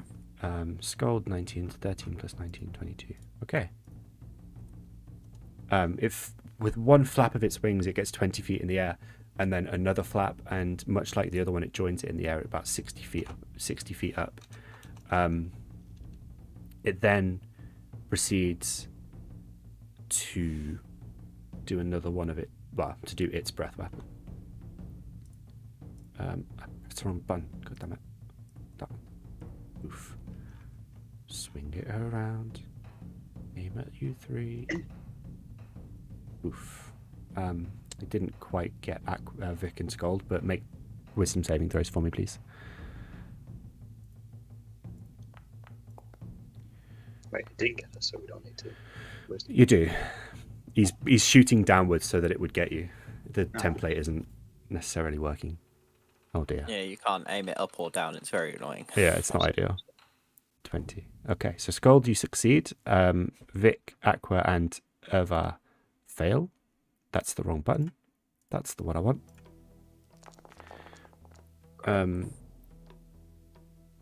Irva, Vic, and Aqua take 29 points of necrotic damage. Sköld, you take 14.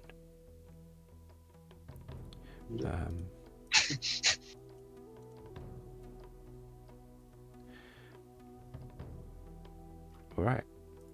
Always look on the prize. Sköld, you can see again this creature shoots up, and instead of just releasing it on the ground like its ally did, this one gets up in the air and fires the flames down.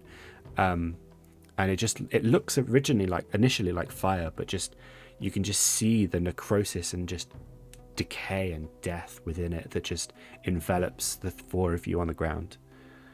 That is the creature's turn. Next up is this one at the back, and this one is just going to fly away. Oi, You just get see back it. You just see it fly up in the air, and it's now kind of up and above the roofs of the building you're next to, but it's up in the air and away. Direwolf dead. This guy, much in the same way, but this time flies off in a different direction. Gets up in the air and just dashes away. Basically, just turns and dashes away. This guy, blind. Can you make a save against blindness? I don't know if it's just a duration. Oh, at the end of its turn, it can make a con save. Ah. Cool. So we'll do a... Is it 17? That has to. Yeah, it has to... So it's going to roll a d8, see which direction. 1, 2, 3. It goes off this way. Determined and convinced that this is the way. Runs into a wall. Takes 4 points of bludgeoning damage, which ironically was more than it had, so he dies. Just charges off with its axe and shield and just runs into a wall, and you just hear like the crunch of his nose as it impacts with the wall of the building, and just falls flat on its back, which inevitably leads to another one of the lizard creatures taking his place. Is he also blinded? No, the effect has ended on this guy. Ah, shame. He's missed his turn.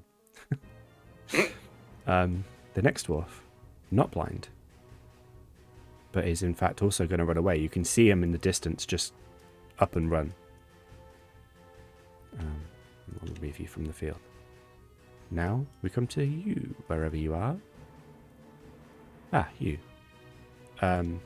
This guy is going to go 30 feet in the air, and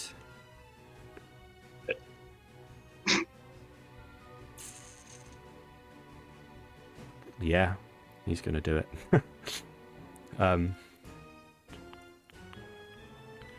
Oops. You can just about Where's make it. Nell again? Did I miss something? Yeah, Nell's down. Nell's down here. She gone. Oh, okay. I need you all to make con saves again, please. Wisdom save, sorry.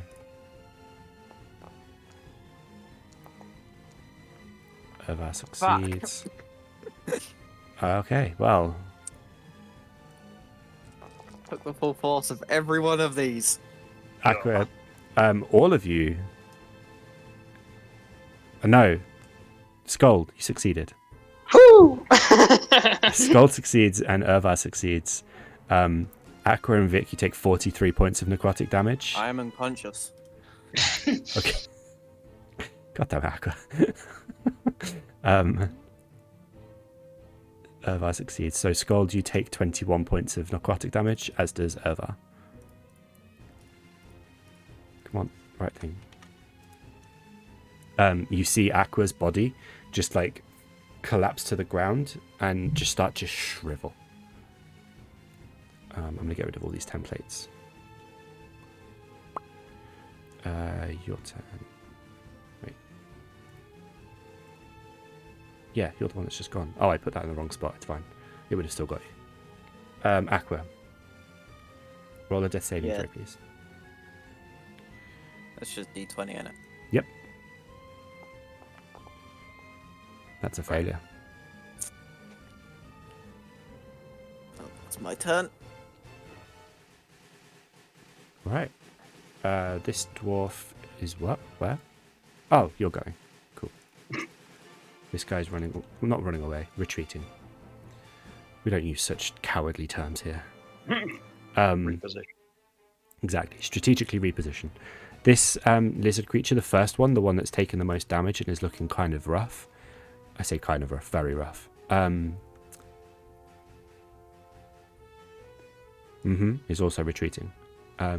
Just flies over all of you out of reach and disappears off into the distance.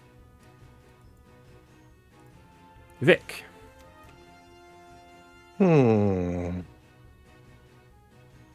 Sköld's looks like his. Well, it's weird to say. I know it's Sköld's turn next, but looks like the speed of it moving that Sköld might have an action soon.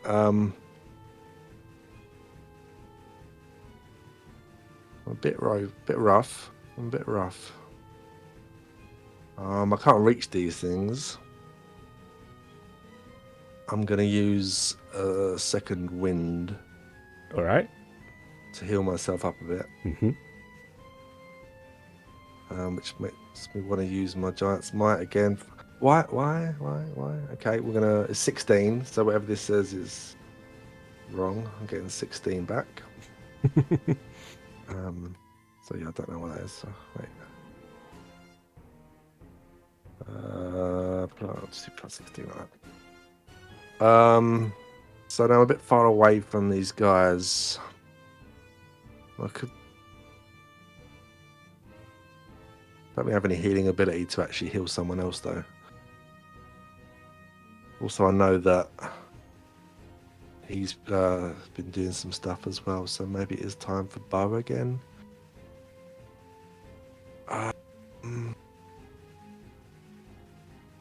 Difficult. It is a toughie. Yeah, these fights where I can't reach them, awkward ones. I guess this one's probably. I've hit this one a few times already, so I'll quickly sheath my sword and shield and get my bow out then and try to go for this one a couple of times. All right. I've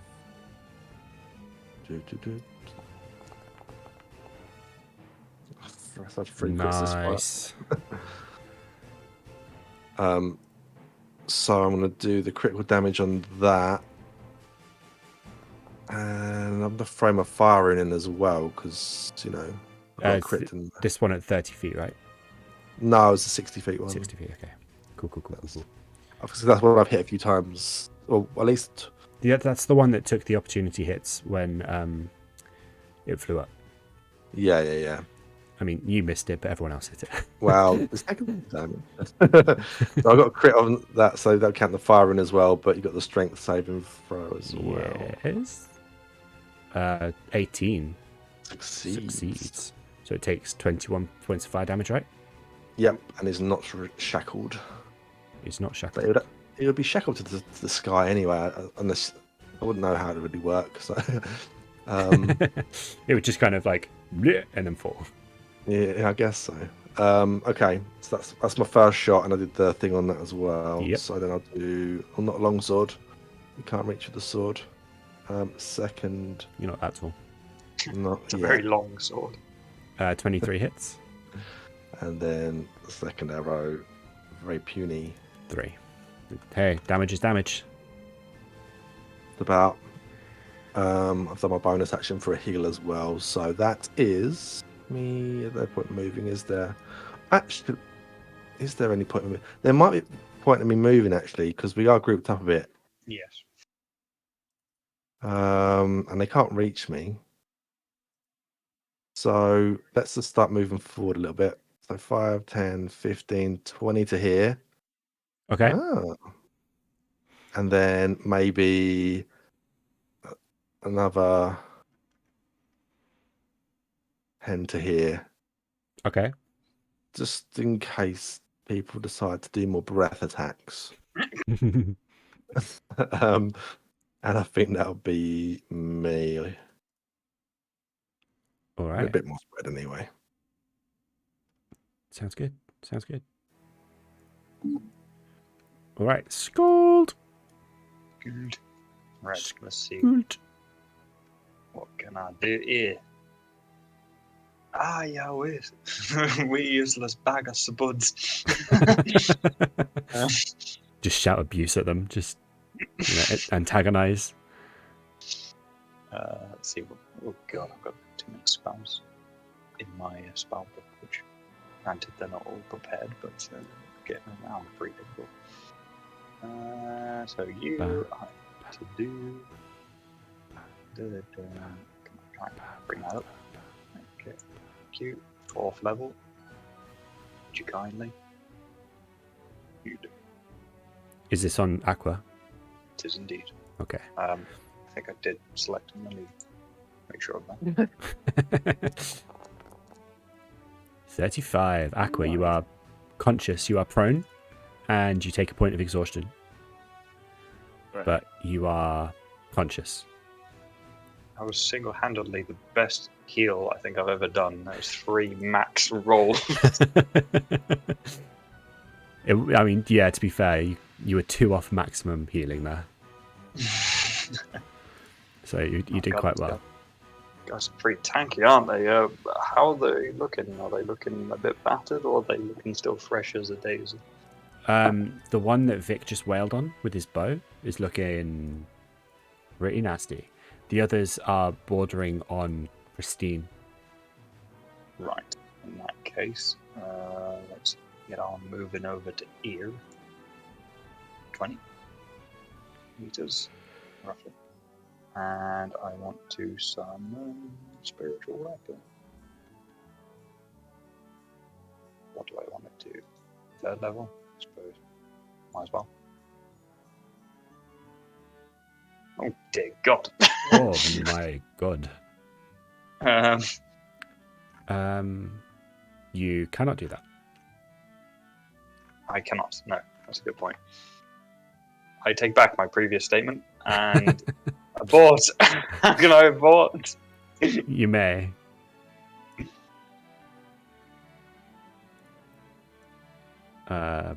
Spiritual weapon. Hey, there we go. Go away. Thank you. Cool. It's like, look at me. I'm here. I'm here. Okay, and then I should. So anything else I can do with my spare time? You can do cantrips as a bonus action. Do you have a cantrip bonus action? Yes, I do. No, I don't. No, you don't. Damn. Okay, that's Damn. all I can do then. All right. But I kind of broke everything, so there you go. Irvar is now going to sort of place his hand on his chest and cast heal on himself. He has taken some hits. He's not looking good. You can immediately see like he peps up and is looking immediately better. Not, perfect, but he's looking better. And you can see he's starting to look around and look very irritated at something. Anelia. All right. Are these 2 here? Are they both flying, or just one of them flying? The furthest one from you, the top one is flying. The bottom one is not. The bottom one's the one that ran into the wall. All right. I'm gonna move a little bit because I need better view. Move here. And one of them is flying 30 feet in the air, one of them is flying 60 feet in the air. To these two, yes. Furthest All one's right. 60, closest one's 30. Alright, I am going to cast Eldritch Blast, and I'm quickening that so I can cast a spell after that. I'm going You'd to have been able cast. to anyway, because Eldritch Blast is a cantrip. No, but Eldritch Blast is in the bonus action. I know. But it wouldn't have stopped you from casting the spell. Yes, it would have, because it's an action. And You've I'm making. got bonus action spells. Yeah, but not Eldritch Blast. Anyway, I'm shooting. Each of these people, I'm shooting an Eldritch Blast at. Alright. This one goes for this one. Okay. Hits. So he takes 6 points of force damage. And I am casting the second one at the one that's a little bit further up. Alright. Misses. So misses. So the first one manages to catch it in the head and it does a bit of damage. You can see it's shaken. The second one just again glances off the plate armor and just shoots off into the distance. All right, and I'm still smoking a little bit from casting magic missile on myself, and and I take that smoke with one of my hands, and I hold it in my hand for a second, and a tiny fiery marble appears, and I throw it at this one in the air. I'm casting fireball on him. Which one? The one that's further up, this one. Okay. It would only hit him because it's only a 20 feet sphere, so it wouldn't hit the one afterward. It hit the one after down. All right. Roll damage. Below. Wow. It would have been very difficult to roll worse than that. Luckily for you, that's one more point of damage than he had. Whew. You send off your fireball and it just explodes in fire, literally, obviously, in midair and just engulfs and immolates the creature. As the sort of ball of fire settles, the creature is nowhere to be seen.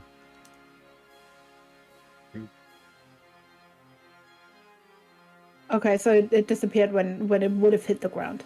Yes, it just wasn't there when the fireball died down. Okay. No residual armor or anything either? Nope, just gone. All right. Okay, that's my turn.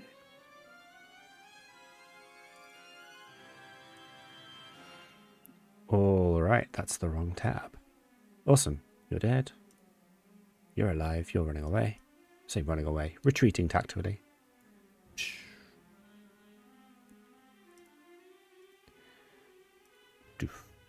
This guy is going to charge in with a halberd at you now.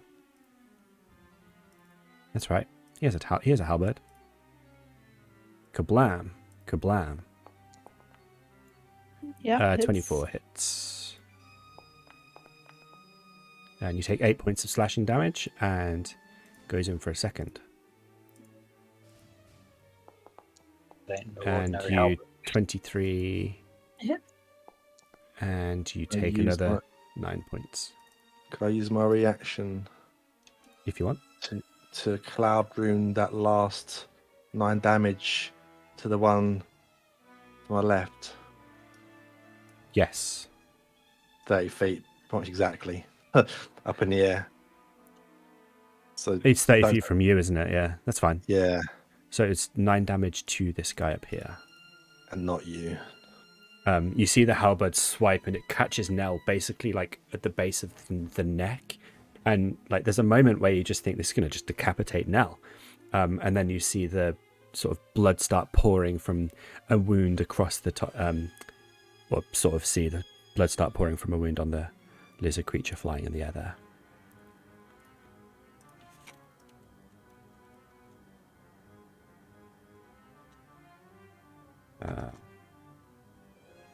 That's the right one. That's that turn. This guy is tactically retreating off in this direction and away from the battle. Who are you? This guy. 30 feet up. What do you have?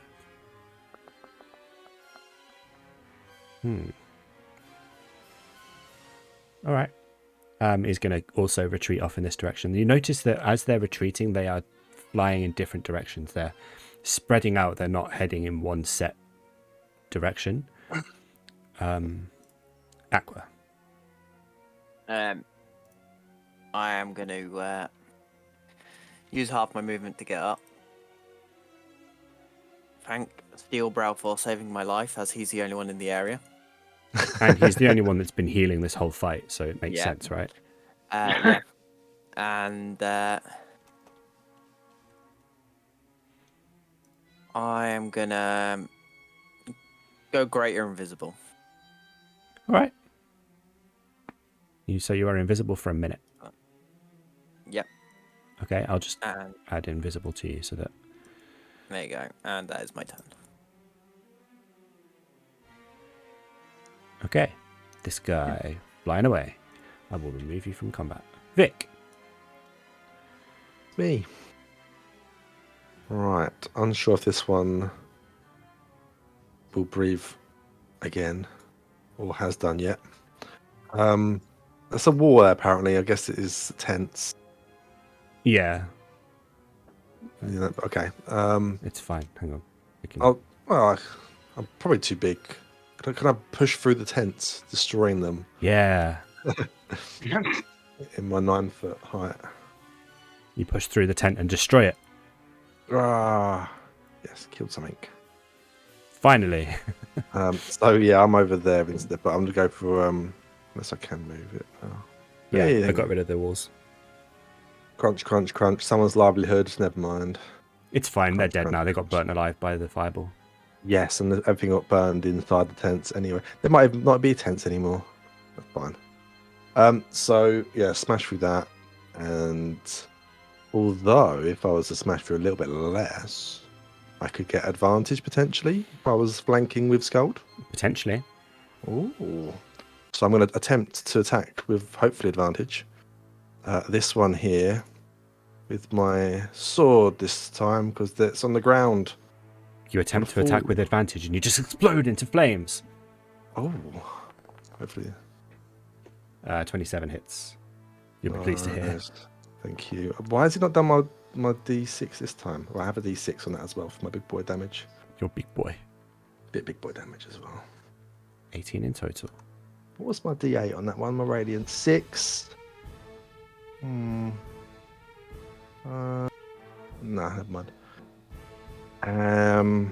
Okay, this one hasn't taken much damage yet, though, has it? I don't think. No. Did I just remove?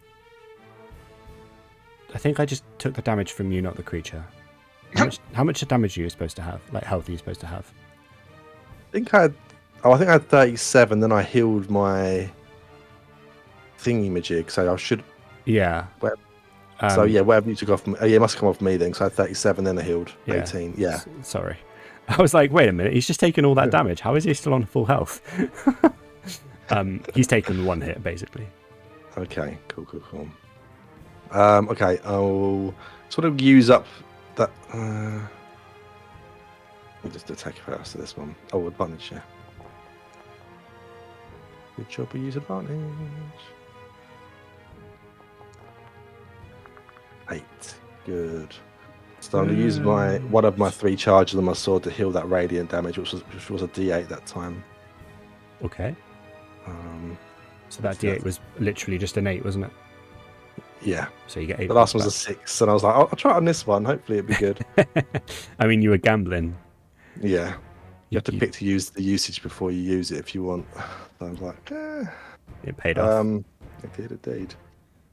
That's 2 attacks and bonus for nothing to really do. So I'm going to hold position. Okay. Sköld. Right.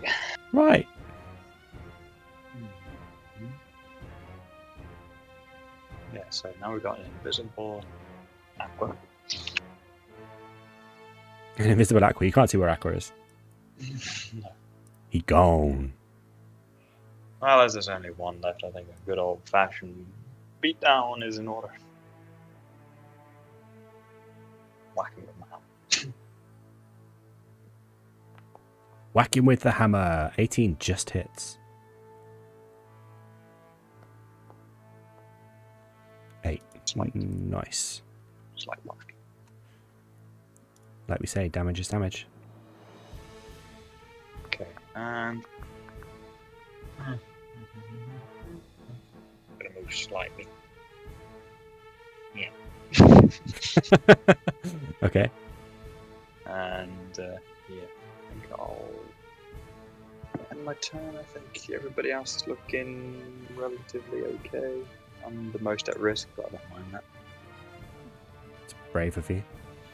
Irvar is looking around and you can just hear him shouting, like, for his guards. He's, like, shouting for them to come and sort of do their job. But it seems they strayed a bit too far to be within range of, like, this 30-second encounter that's happened so far. Now.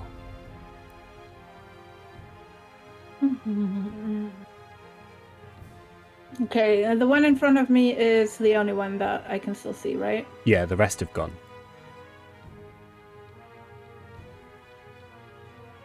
Okay, I am going...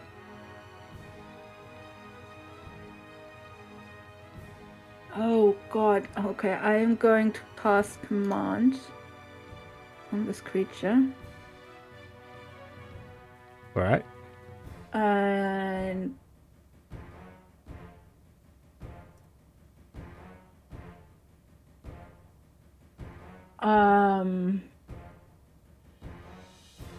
Okay, I'm going to say confess. Okay.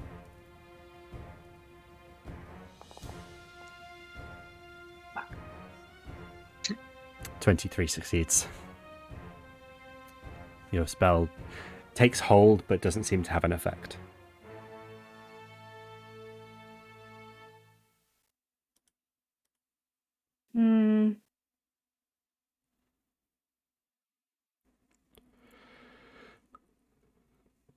It's my turn.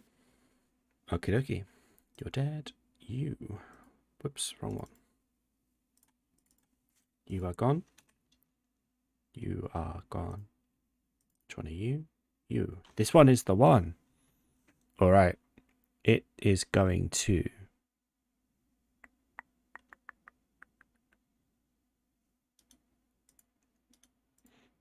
It's going to turn to Sköld. You're looking Hello the... there. Hello there. You're looking a By bit the way, how tall are these creatures? like 8 to 9 feet Okay. in between. Average height. Yeah, you know, every day. Foundry. Oh, God.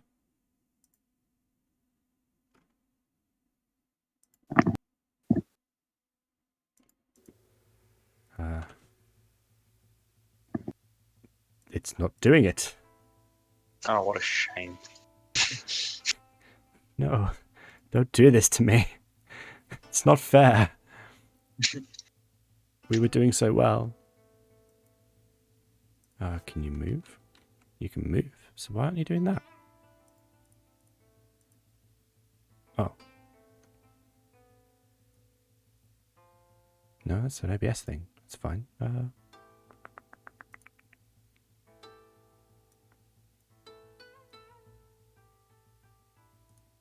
Haha!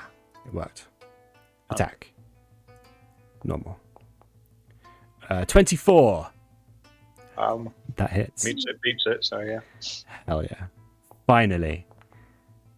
You take 10 points of slashing damage as the creature turns and just catches you in the chain in your armor. It doesn't like break the skin or anything, but it still hurts like an absolute, thing that hurts. Well, trucker. Basically. And then immediately follows up with a second attack. For a 23. No. Damn. And then is going to break out his wings and attempt to fly away. The three of you do get opportunity attacks if you wish.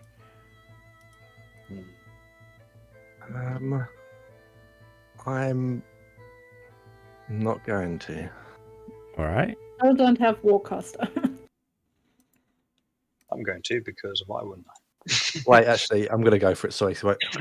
We've been left There's out. a reason. There's a reason. 21 hits.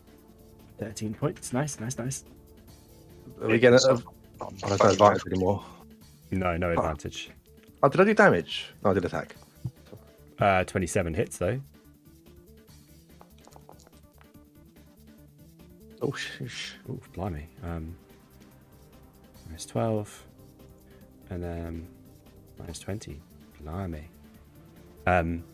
Like both of you, like the hammer hits first and then the sword swipes and there's like a big crunching impact. You can feel a few bones sort of shatter in underneath the scales. As the hammer just kind of crunches through the armor and the sword literally almost perfectly inch perfect just slices through the like sort of damaged armor, and the creature still takes flight, but it's looking very wounded at this point. That's scary. You're gone. Aqua, you are invisible. You are invisible. I know. I can't see that creature apparently. There, I can see it. Had to move a little bit. It's 60 feet, is it? It's 60 feet, yeah. Fine, let's just do it. Do it. Pierce bolt at 5th level. Okay. Sick of all these goddamn lizards on my goddamn field. It's poison as well. All right. 27 hits.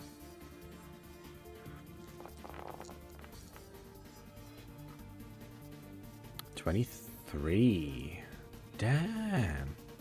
You just send up this bolt of just like oozing poisonous ichor, and it just sort of like impacts into the chest of this lizard creature and then expands. And it expands over the armor into the body, in through the scales, and just starts to disintegrate this creature from inside, and then it just kind of puffs out of existence. Woohoo! Seemingly safe after finally we bring the combat to an end. Well, I guess then my invisibility runs out pretty quick then. Yeah. Oh, in that case, also my size, I guess. But Okay. well, that didn't go as intended. No. Now, may I ask what the hell was that? What the hell was what? The fireball. I think that we should be a bit more careful around killing innocent civilians. Now make a wisdom saving throw.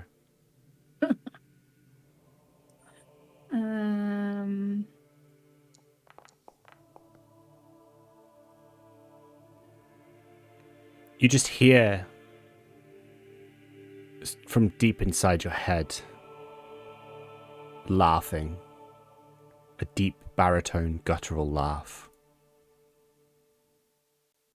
Okay, I try to ignore it and I look at Sköld. Look, these creatures were dangerous. A few people may have died. Can I see any bodies around, actually?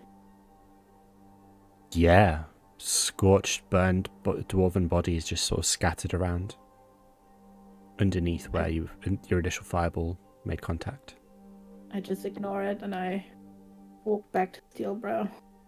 What were those people? What were those creatures? I don't know, but they were what attacked me. We need to get somewhere safe. It was the first time we've ever seen anything like them, so... Yeah, they're nasty little buggers. And they just kept on coming. More and more. And we now need to find a safe place to camp if our house has actually been seized. Yeah. Back into the tunnels then? Is there any point going back into the tunnels? We've got to find a house to rest in or something. Wait. What about that guy with the weird shop where we bought all them random items from? We had to use a special way to get into that place. Maybe that'd be a good place to hide. Yes. Do we know where we are? You No do clue. not.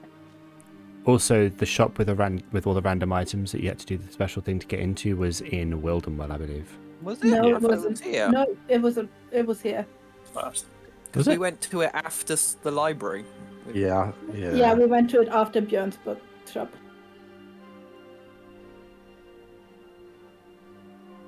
My memory fails me, but I'll believe you.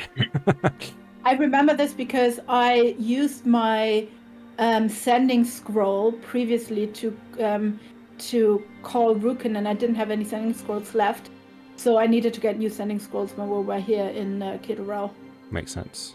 Name was Oland. I remember. Oland. All right. The lizard creatures have either flown away or, while being vanquished, have sort of disappeared. Steelbrow has called his guards and they have finally converged. But bearing in mind this whole fight took less than a minute, it was like 30 seconds at most. They did get here in a fairly timely fashion, but just not quick enough to help.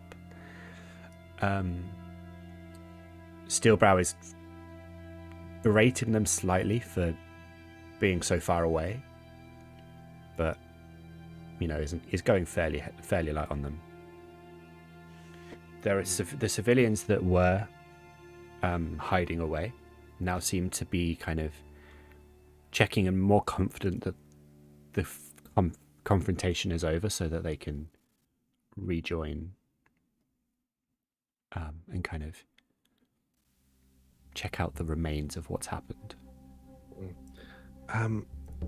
Should we try to incite an insurrection? Because obviously they would have seen the guards turn into lizards. Maybe we can convince them to fight up against the guards? But I guess then maybe they're not all the lizards. Well, perhaps not, but there's two things to it. They could not all be lizards, and also, do we want to get the civilians involved if... Well, apparently Nell does. I don't want to waste any lives on pointless heroics.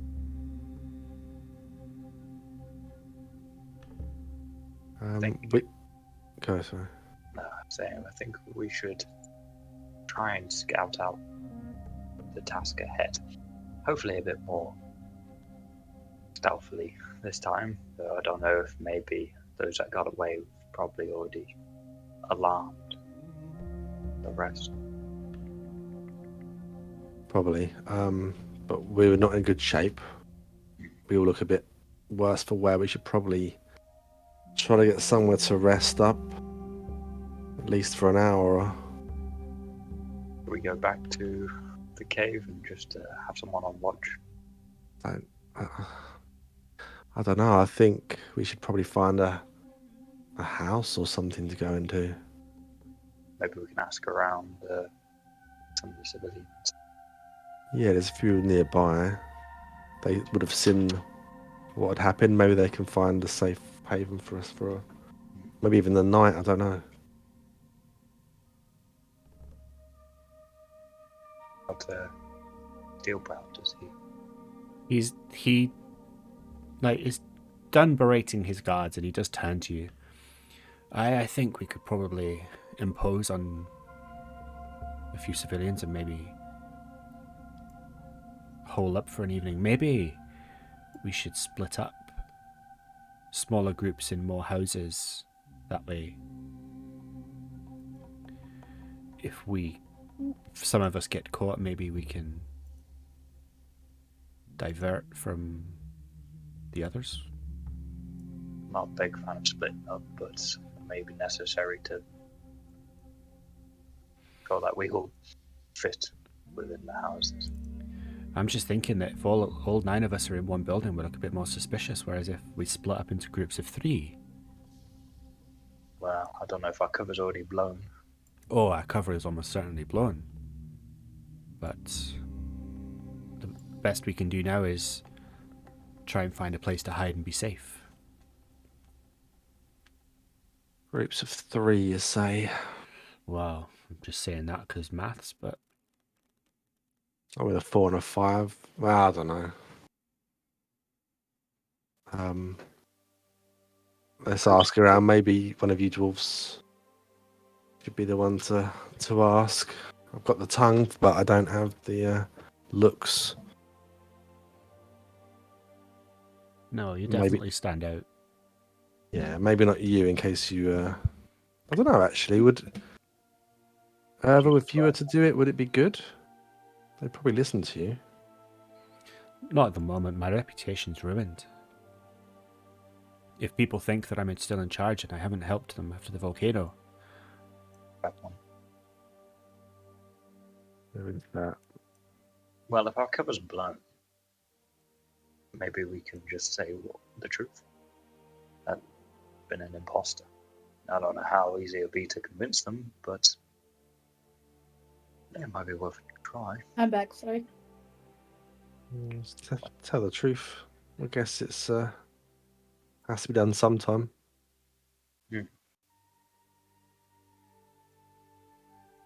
All right. Well, let's go ask around then. Okay. There are civilians, like, sort of gathering round and pointing and staring at Steelbrow already. Whispering between themselves, like hands in front of their mouth, kind of, gossiping and openly pointing at him. Some more in disgust than others. They don't look impressed. Did the talking then. So I'll want to approach. Maybe I can.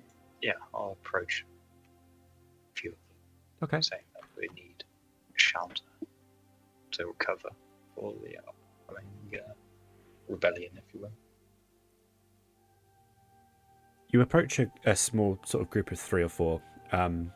There's 2 women and 2 men, and they're kind of gathered round and they watch you approach, obviously trepidatious about this sort of heavily armoured and heavily armed dwarf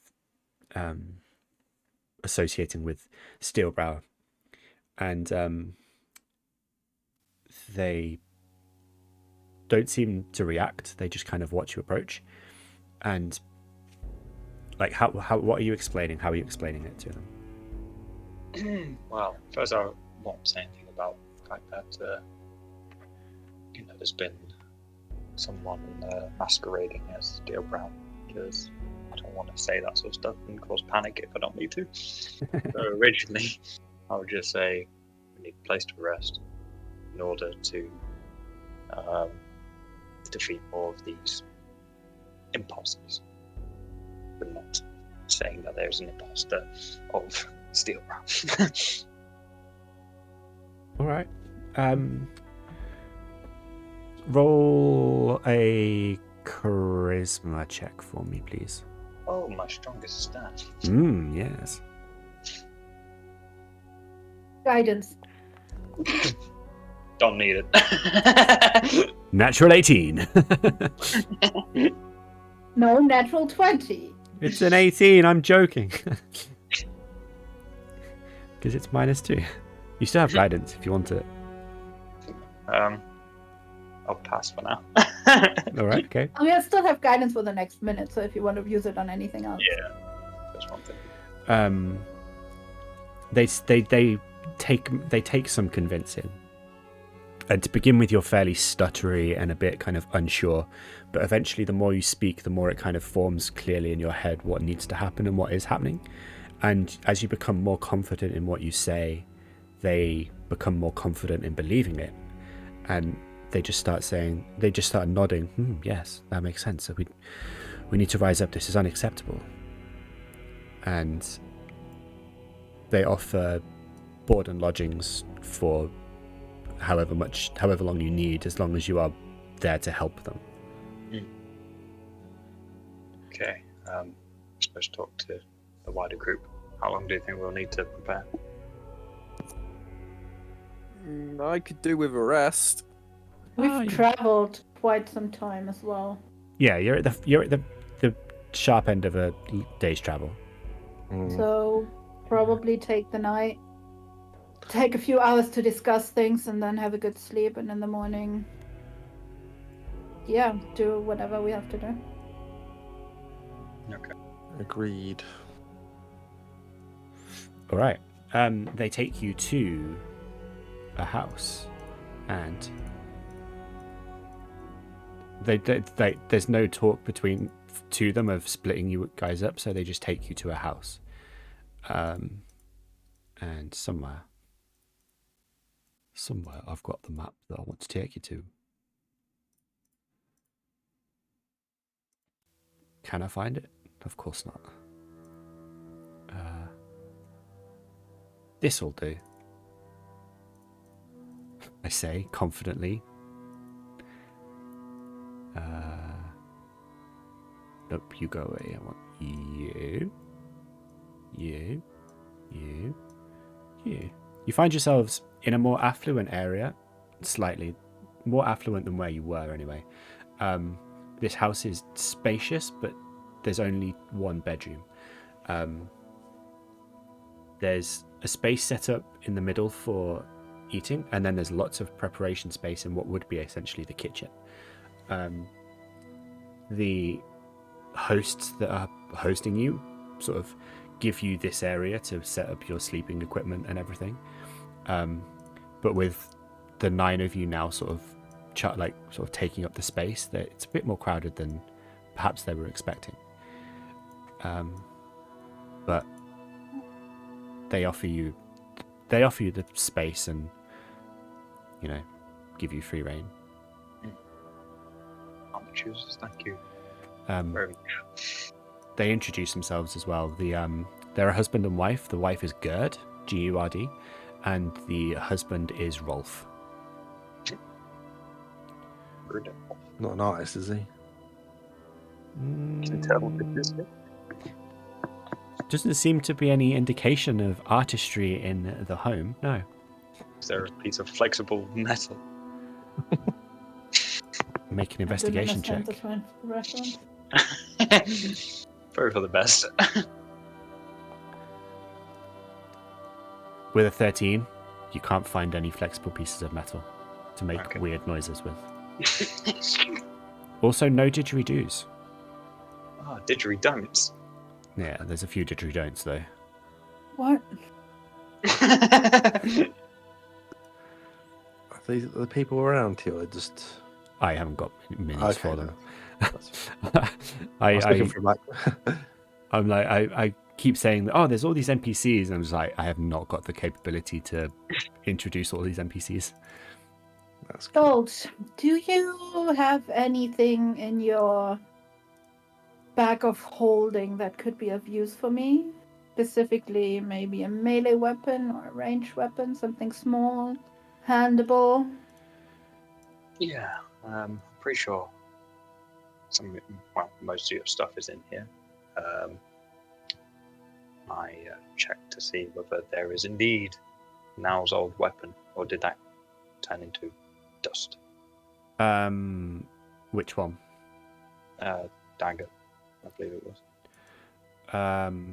If it was magical, it's still there. If it wasn't, it's not. There's the dagger of venom. I don't know if anyone else took it, but that's the only thing that wouldn't have. The Hellfire Whip disappeared, right? And I don't have it back. Yeah. Yeah, so the only thing that would have stayed over from when she died was the dagger of venom. All right. All right, so Do you you- get your dagger of venom back. Okay, good.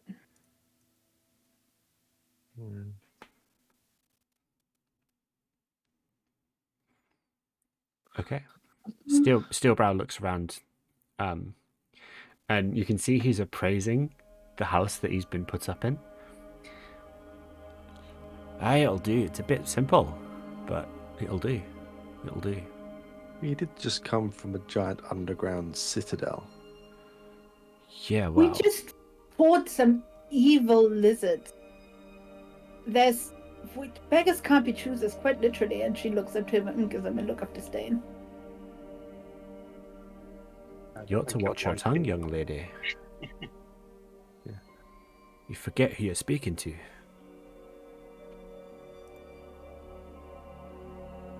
And I just turn around with an eye roll. Hmm. Now. Best keep it together, otherwise we're gonna never get to the end of this. I am keeping it together. He's the one who is not in a position to negotiate. We're here to help him. We're here to make sure the city is safe. Sure, we've all done things we're not too proud of. So, Speak for yourself. killing innocent civilians is something to be proud of, is it? Is it war? Even in war, No. killing innocent civilians is frowned upon. Collateral damage. Damage that can be avoided. Always.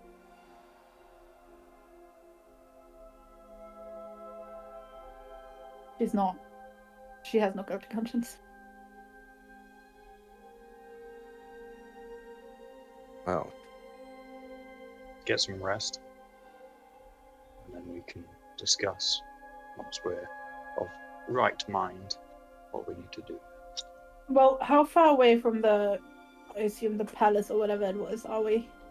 You're on the other side of the city, sort of towards the outer wall, in the kind of poorer areas of the city that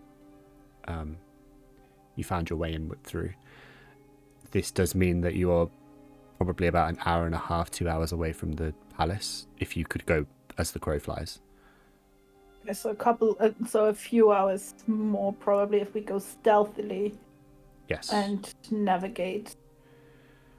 Like the trying to avoid city. being seen and stuff like that, it's not going to be easy.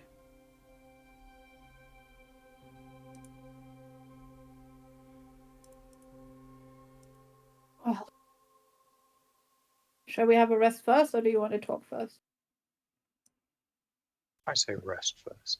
It'll help us think better. All right. Okay. Steelbrow looks to his guards, and they kind of nod and set up to take watches as you sleep, as is their, job, literally. Steelbrow settles down, snoring almost as soon as his head touches his pillow. The four of you are left. Food is provided by your hosts.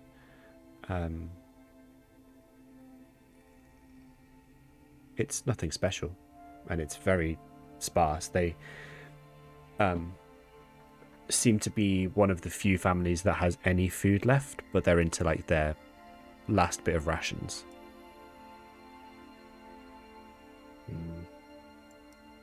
okay. I suggest we probably stay away from the windows. Mm-hmm.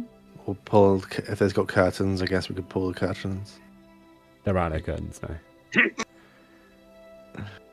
And any like dwarven made stone shutters. It's bit high tech for this lot. Okay. Yeah, I guess just stay out of view. Okay. They didn't see the other guys, did they? Really? It's only us. So. Yeah, as far as you're aware. Yeah. All right. So you settle down for your night. Mm-hmm. Okay. Now. Yeah. As you settle down for your sleep, you drop off almost instantly. You've had a long day. But you have dreams. But they're not the kind of dream you would normally have where, it's from your perspective or like, focused in on you. It's actually a dream from almost like it's almost like an action replay of your decision to fireball into the guards from the perspective of one of the civilians who got caught in the crossfire. You watch as the guards are shouting towards you, the questions, and sort of you can see that one of them, there's 3 that got left behind out of sight from where you were originally, that were holding back just in case, and there's the 3 that stepped forward. There were more guards than you thought, and the ones that were hiding away were 100% armed and ready to strike at any moment. And then you hear almost you hear the chilling sound of like flint on steel to strike a flame, and then a sort of whoosh sound as the fireball leaves you and heads into the middle, and then the last thing you see is just like flames engulfing your vision, and there's like a flash of pain, and the dream sort of ends and just ends.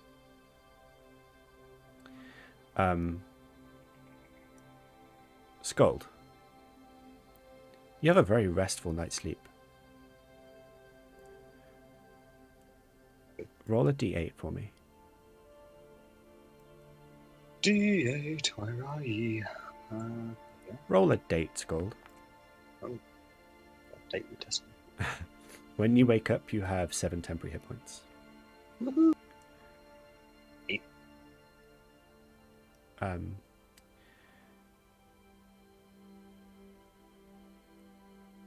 After a while, you all get your long rests. You're all woken up by like a corresponding guard. So each sort of one of Steelbrow's guards comes to wake each of you. Outside, pitch black. It seems you went to sleep sort of late afternoon and have woken up in the middle of the night. Steelbrow is ready. He's back in his armor. He's ready to go. If we're going to go anywhere in the city, now would be the right time. Pitch black, easier to hide. What do you think? Good point. Is everybody rested? Yeah. I'm actually back up the phone now. Okay, so we just got to figure out what we want to do. Where do we want to go? What sort of routes? What's our end goal? Well, the chances are that they have warned Steelbrow 2.0 of our presence. So they know we're in the city. They will probably have made the assumption that we are with the real Steelbrow. So we need to be careful. I'm sure we can pick up some rags or clothes on the way, or cloaks, hide people a little bit. Wonder if our hosts have anything we can use. We'll pay them for it, of course. Yeah, I think for 3 of us, it'd be a bit more difficult because, well, there are quite a few non-dwarves, and it's Khir-Doral, like the main city, so I'm sure there were quite a few. Yeah, it's almost all dwarves, sorry. But there are still. It's not uncommon. It's not uncommon, but they're always accompanied. Yeah. Always accompanied, and probably definitely more in the rich, quote-unquote, touristy area.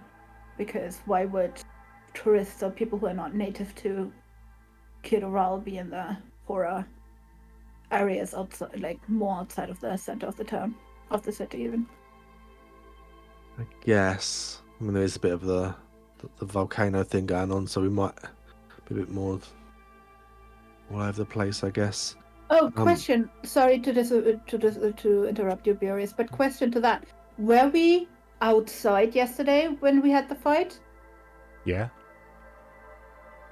Was there any indication of lava or even ash in the sky or anything?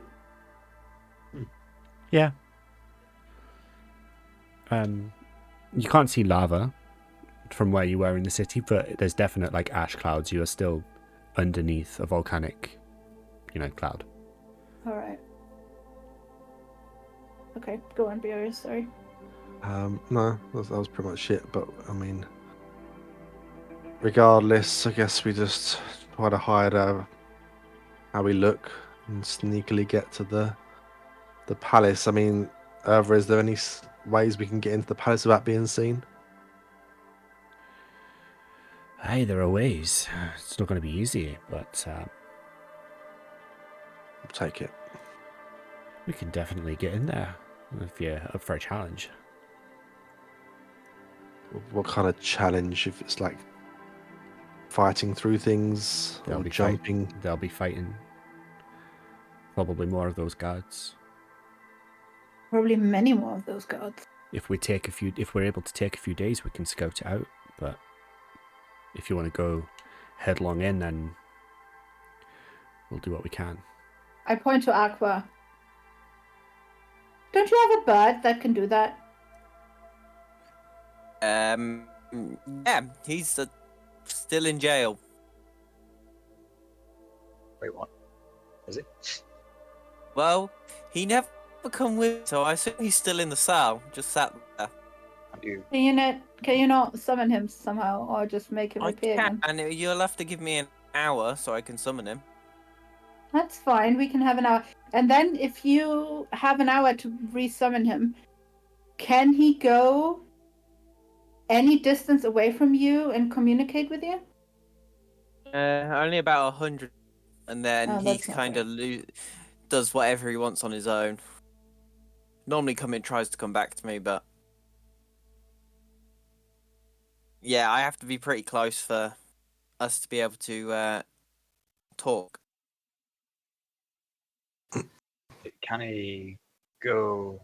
Okay, so he can't scout out an area, come back, then relay the information. Not if, like, you want to stay here and him go all the way there. No, I would have to be by the castle wall also. Can anyone here What? fly? Not properly. Can jump really high. I can fall really well. And no one can fly or has a fly spell or anything? No, I had a potion that allowed me to do that once, but it was only a potion. You're the magic users, aren't you guys? Yeah, but I can't fly. Okay, Ever seen me fly? So, secret passage into the palace. Hopefully, there's one that you can show us, and we'll just fight our way through it. But I mean, surely a secret passage has got to be a bit more quiet, if you know what I mean. I mean, we could always try and cause a diversion. Hey, we could do that. Because if one or two of us, maybe someone, and now can go off and cause a diversion, now can disguise herself as Steelbrow. That's yeah. I And was. then I guard after her, she misty steps out of there a couple of times. Yeah. Or goes invisible. Well, if I cast a spell, I will lose invisibility. But I was thinking the Well, same invisibility thing. after. Yeah, but I was thinking the same thing as a diversion or distraction. Just disguise myself as Steelbrow. Does disguise self change your size? A feet taller or smaller. A foot, sorry. All right. Which is why I said last time I was disguising as Sköld. I was a tall Sköld. Mm-hmm. Yeah. I mean, you're not quite there, but you're not far off. Yeah. I think for the purpose of being like, oh shit, the real Steelbrow is here. We need to arrest him. in the first instance, size doesn't really matter. But then obviously, if they take a closer look, they will probably notice. And even if an Well, hour it runs is out. dark. Yeah. But we will. We have to travel a few hours to get there. Mm. Unless, and I look at Steelbrow, anyone can teleport us? Shakes his head.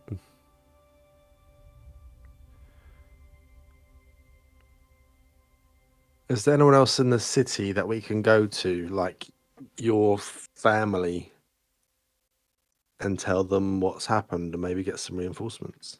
Because you got that's not likely. biggest family. If any of them are left, the imposter's got to them. Mm, I mean, I can try, but I don't want to risk it. no. I mean, they've had 8 hours or so to plan what the next move is, knowing that we're alive anyway. Chances are they're setting a trap, but I'd rather it be me running into that trap if they're setting a trap for the real Steelbrow, and the real Steelbrow being able, and you guys being able to fight, then the only hope that we have.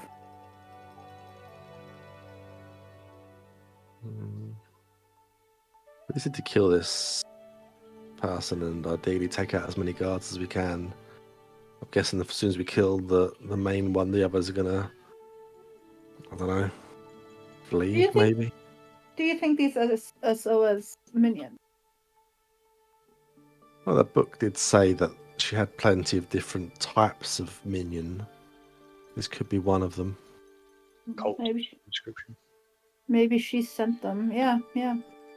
Maybe she sent them to prepare the city for her return. Yeah.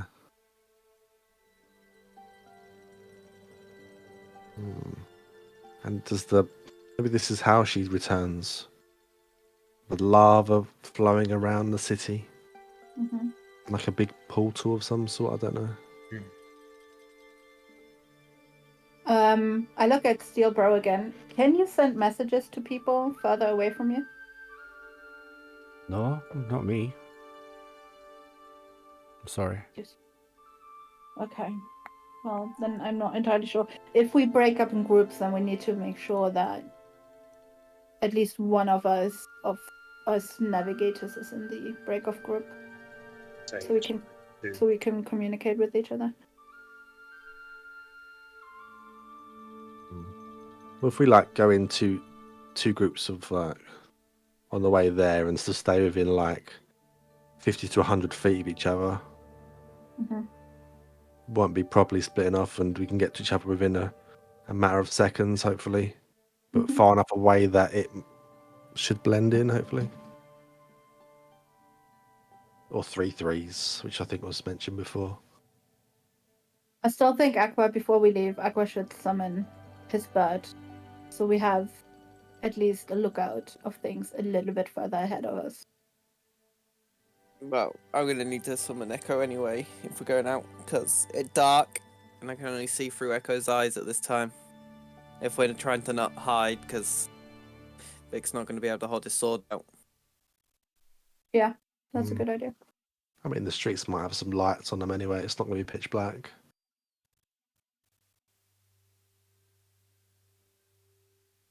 All right. So Let's summon the bird anyway, I think. I think it will be useful. Yeah, we summon the bird, then we start stealthily making our way towards the castle, the keep, whatever it was called. And then when we get closer, we assess the situation, see what we do, potentially split off into groups, one with me as a decoy Steelbrow, and some of his guards, and probably one of you. And Okay. I suppose I should go with the group not containing any dwarves to potentially reduce the suspicion. Mm-hmm. And we need to find a disguise for the actual Steelbrow. Yeah, it's the cloak will do, I think. Okay.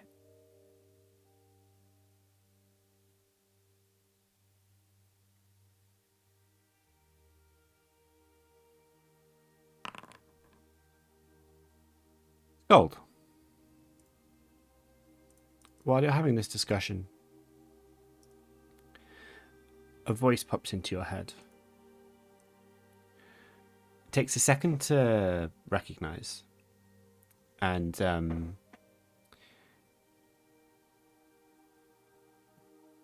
it's partly down to the fact that it seems so panicked, and you just hear the this voice come through. Sköld, it's me.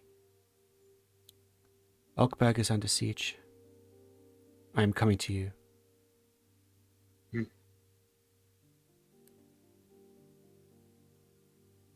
Okay, can I reply back, or Yeah, is this a one? you get a reply. Khir-Doral is also under siege from imposters. It may not be safe here. And maybe is there any way that I can guide them to the Valkyrie's house? Maybe might be the best place. All right. Yeah, you kind of vaguely, within the word limit, guide this person to Ambrin's house. After kind of a few minutes or a few seconds to process, you recognize the voice as Jambari's. The voice comes back. Okay. I will head to this place. If you say it's safe, I will trust you. I'll be there in a day. Powerful person I know other than us.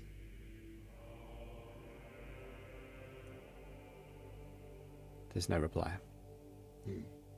I'll relay that to the team that Jambari, as that Orkberg, is under attack. I'm assuming from similar forces. Do I have any recollection about Jambari, Udun, or Ulkberg as a city? Nope. Nothing. You know of Ulkberg as a city, but generally your memory of it is still scattered. Okay, so I wouldn't even as whatever general knowledge has been provided to me when I was resurrected, I wouldn't even know that Jambari Udun is like the head of the city. Not really. Okay. Because like Ruken isn't aware, like Ruken has no idea, and that was basically your port of call for information. So ultimately your knowledge of Ulkberg is as an outsider who doesn't really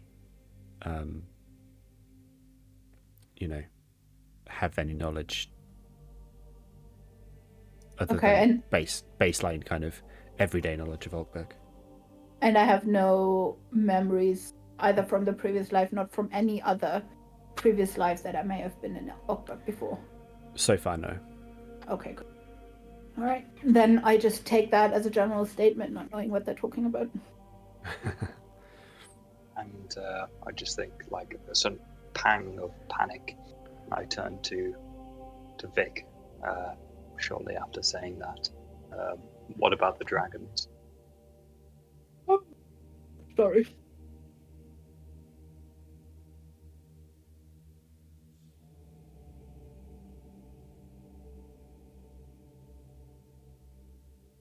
Furious? What's that, sorry? Just turn to you and say, what about the dragons? The dragon. What about the dragons? Well, didn't Jambari have some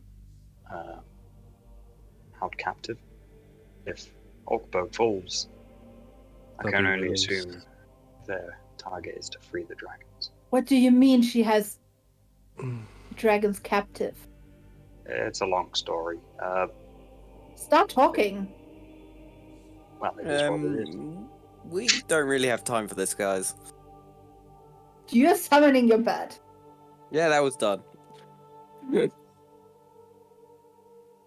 But what do you? Oh my god! Why does she have dragons captive? We never found out the real reason. There's a lot of unknowns with Jambari. I don't want to assume. But she is our contractee. Yes, contractee. Therefore, employer, that's the word I was looking for. There we go. Therefore, we are somewhat obliged to ensure that she's safe, regardless of her end goals. That's not what I'm worried about. I'm worried about someone freeing those dragons. So am I. But looks like we don't have much time to spare. Yeah, let's worry about what's in front of us right now. Directly in front of us. If it wasn't urgent enough, it looks like it has just gotten more so. Oh, Yeah, and people used to kill dragons all the time. No reason why they can't again. It's a big world. I'm told.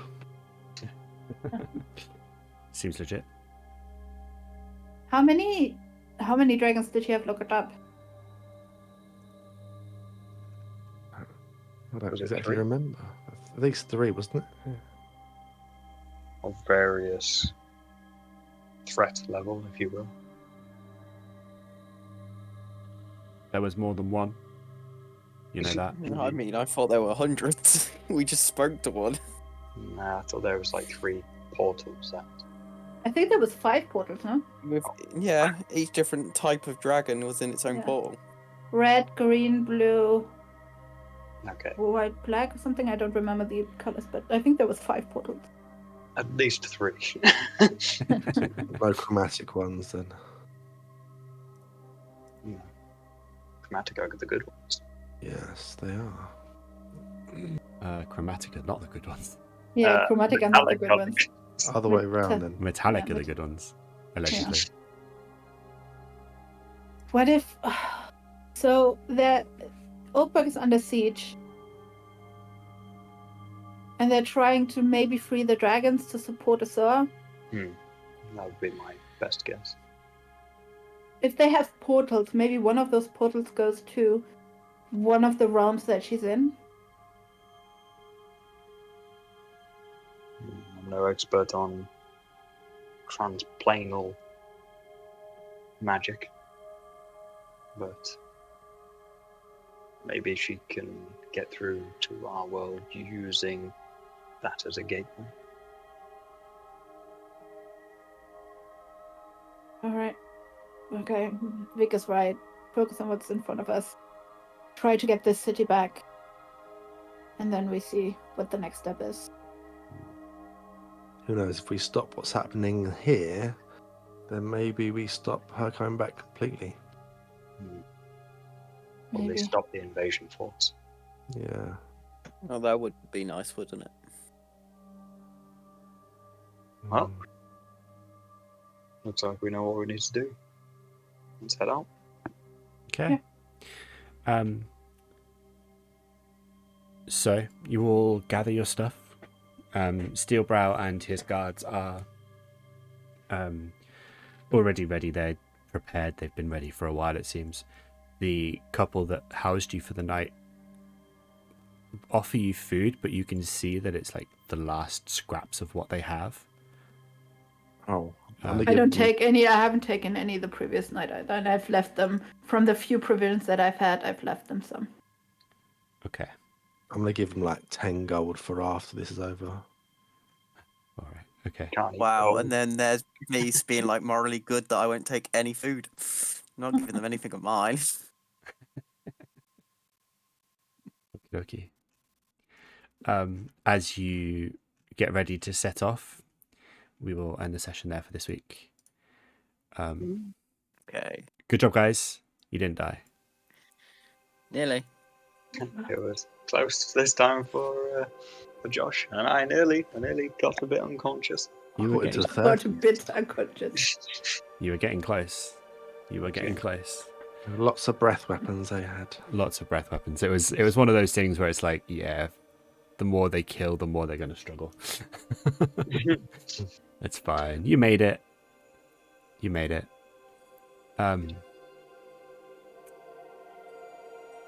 Right. No session next week because No. Yathina will be on her way back, Ah, okay. so she won't be here. But we'll probably still gather and like play something and just have a stream. Yeah, I'll be up for that. And then we will be back the following week, all being well, to continue the story and see what happens. I'm going to start planning out a catch-up, probably in time for episode 50, because we're 2 or 3 episodes away from that. So by the time episode 50 comes out, we'll have like a sort of recap of the last sort of 30-odd episodes, because it's been a while. I think that's it. I think we're done for now. Appreciate you all playing. Appreciate everyone watching. We'll see you next week for whatever we plan to do.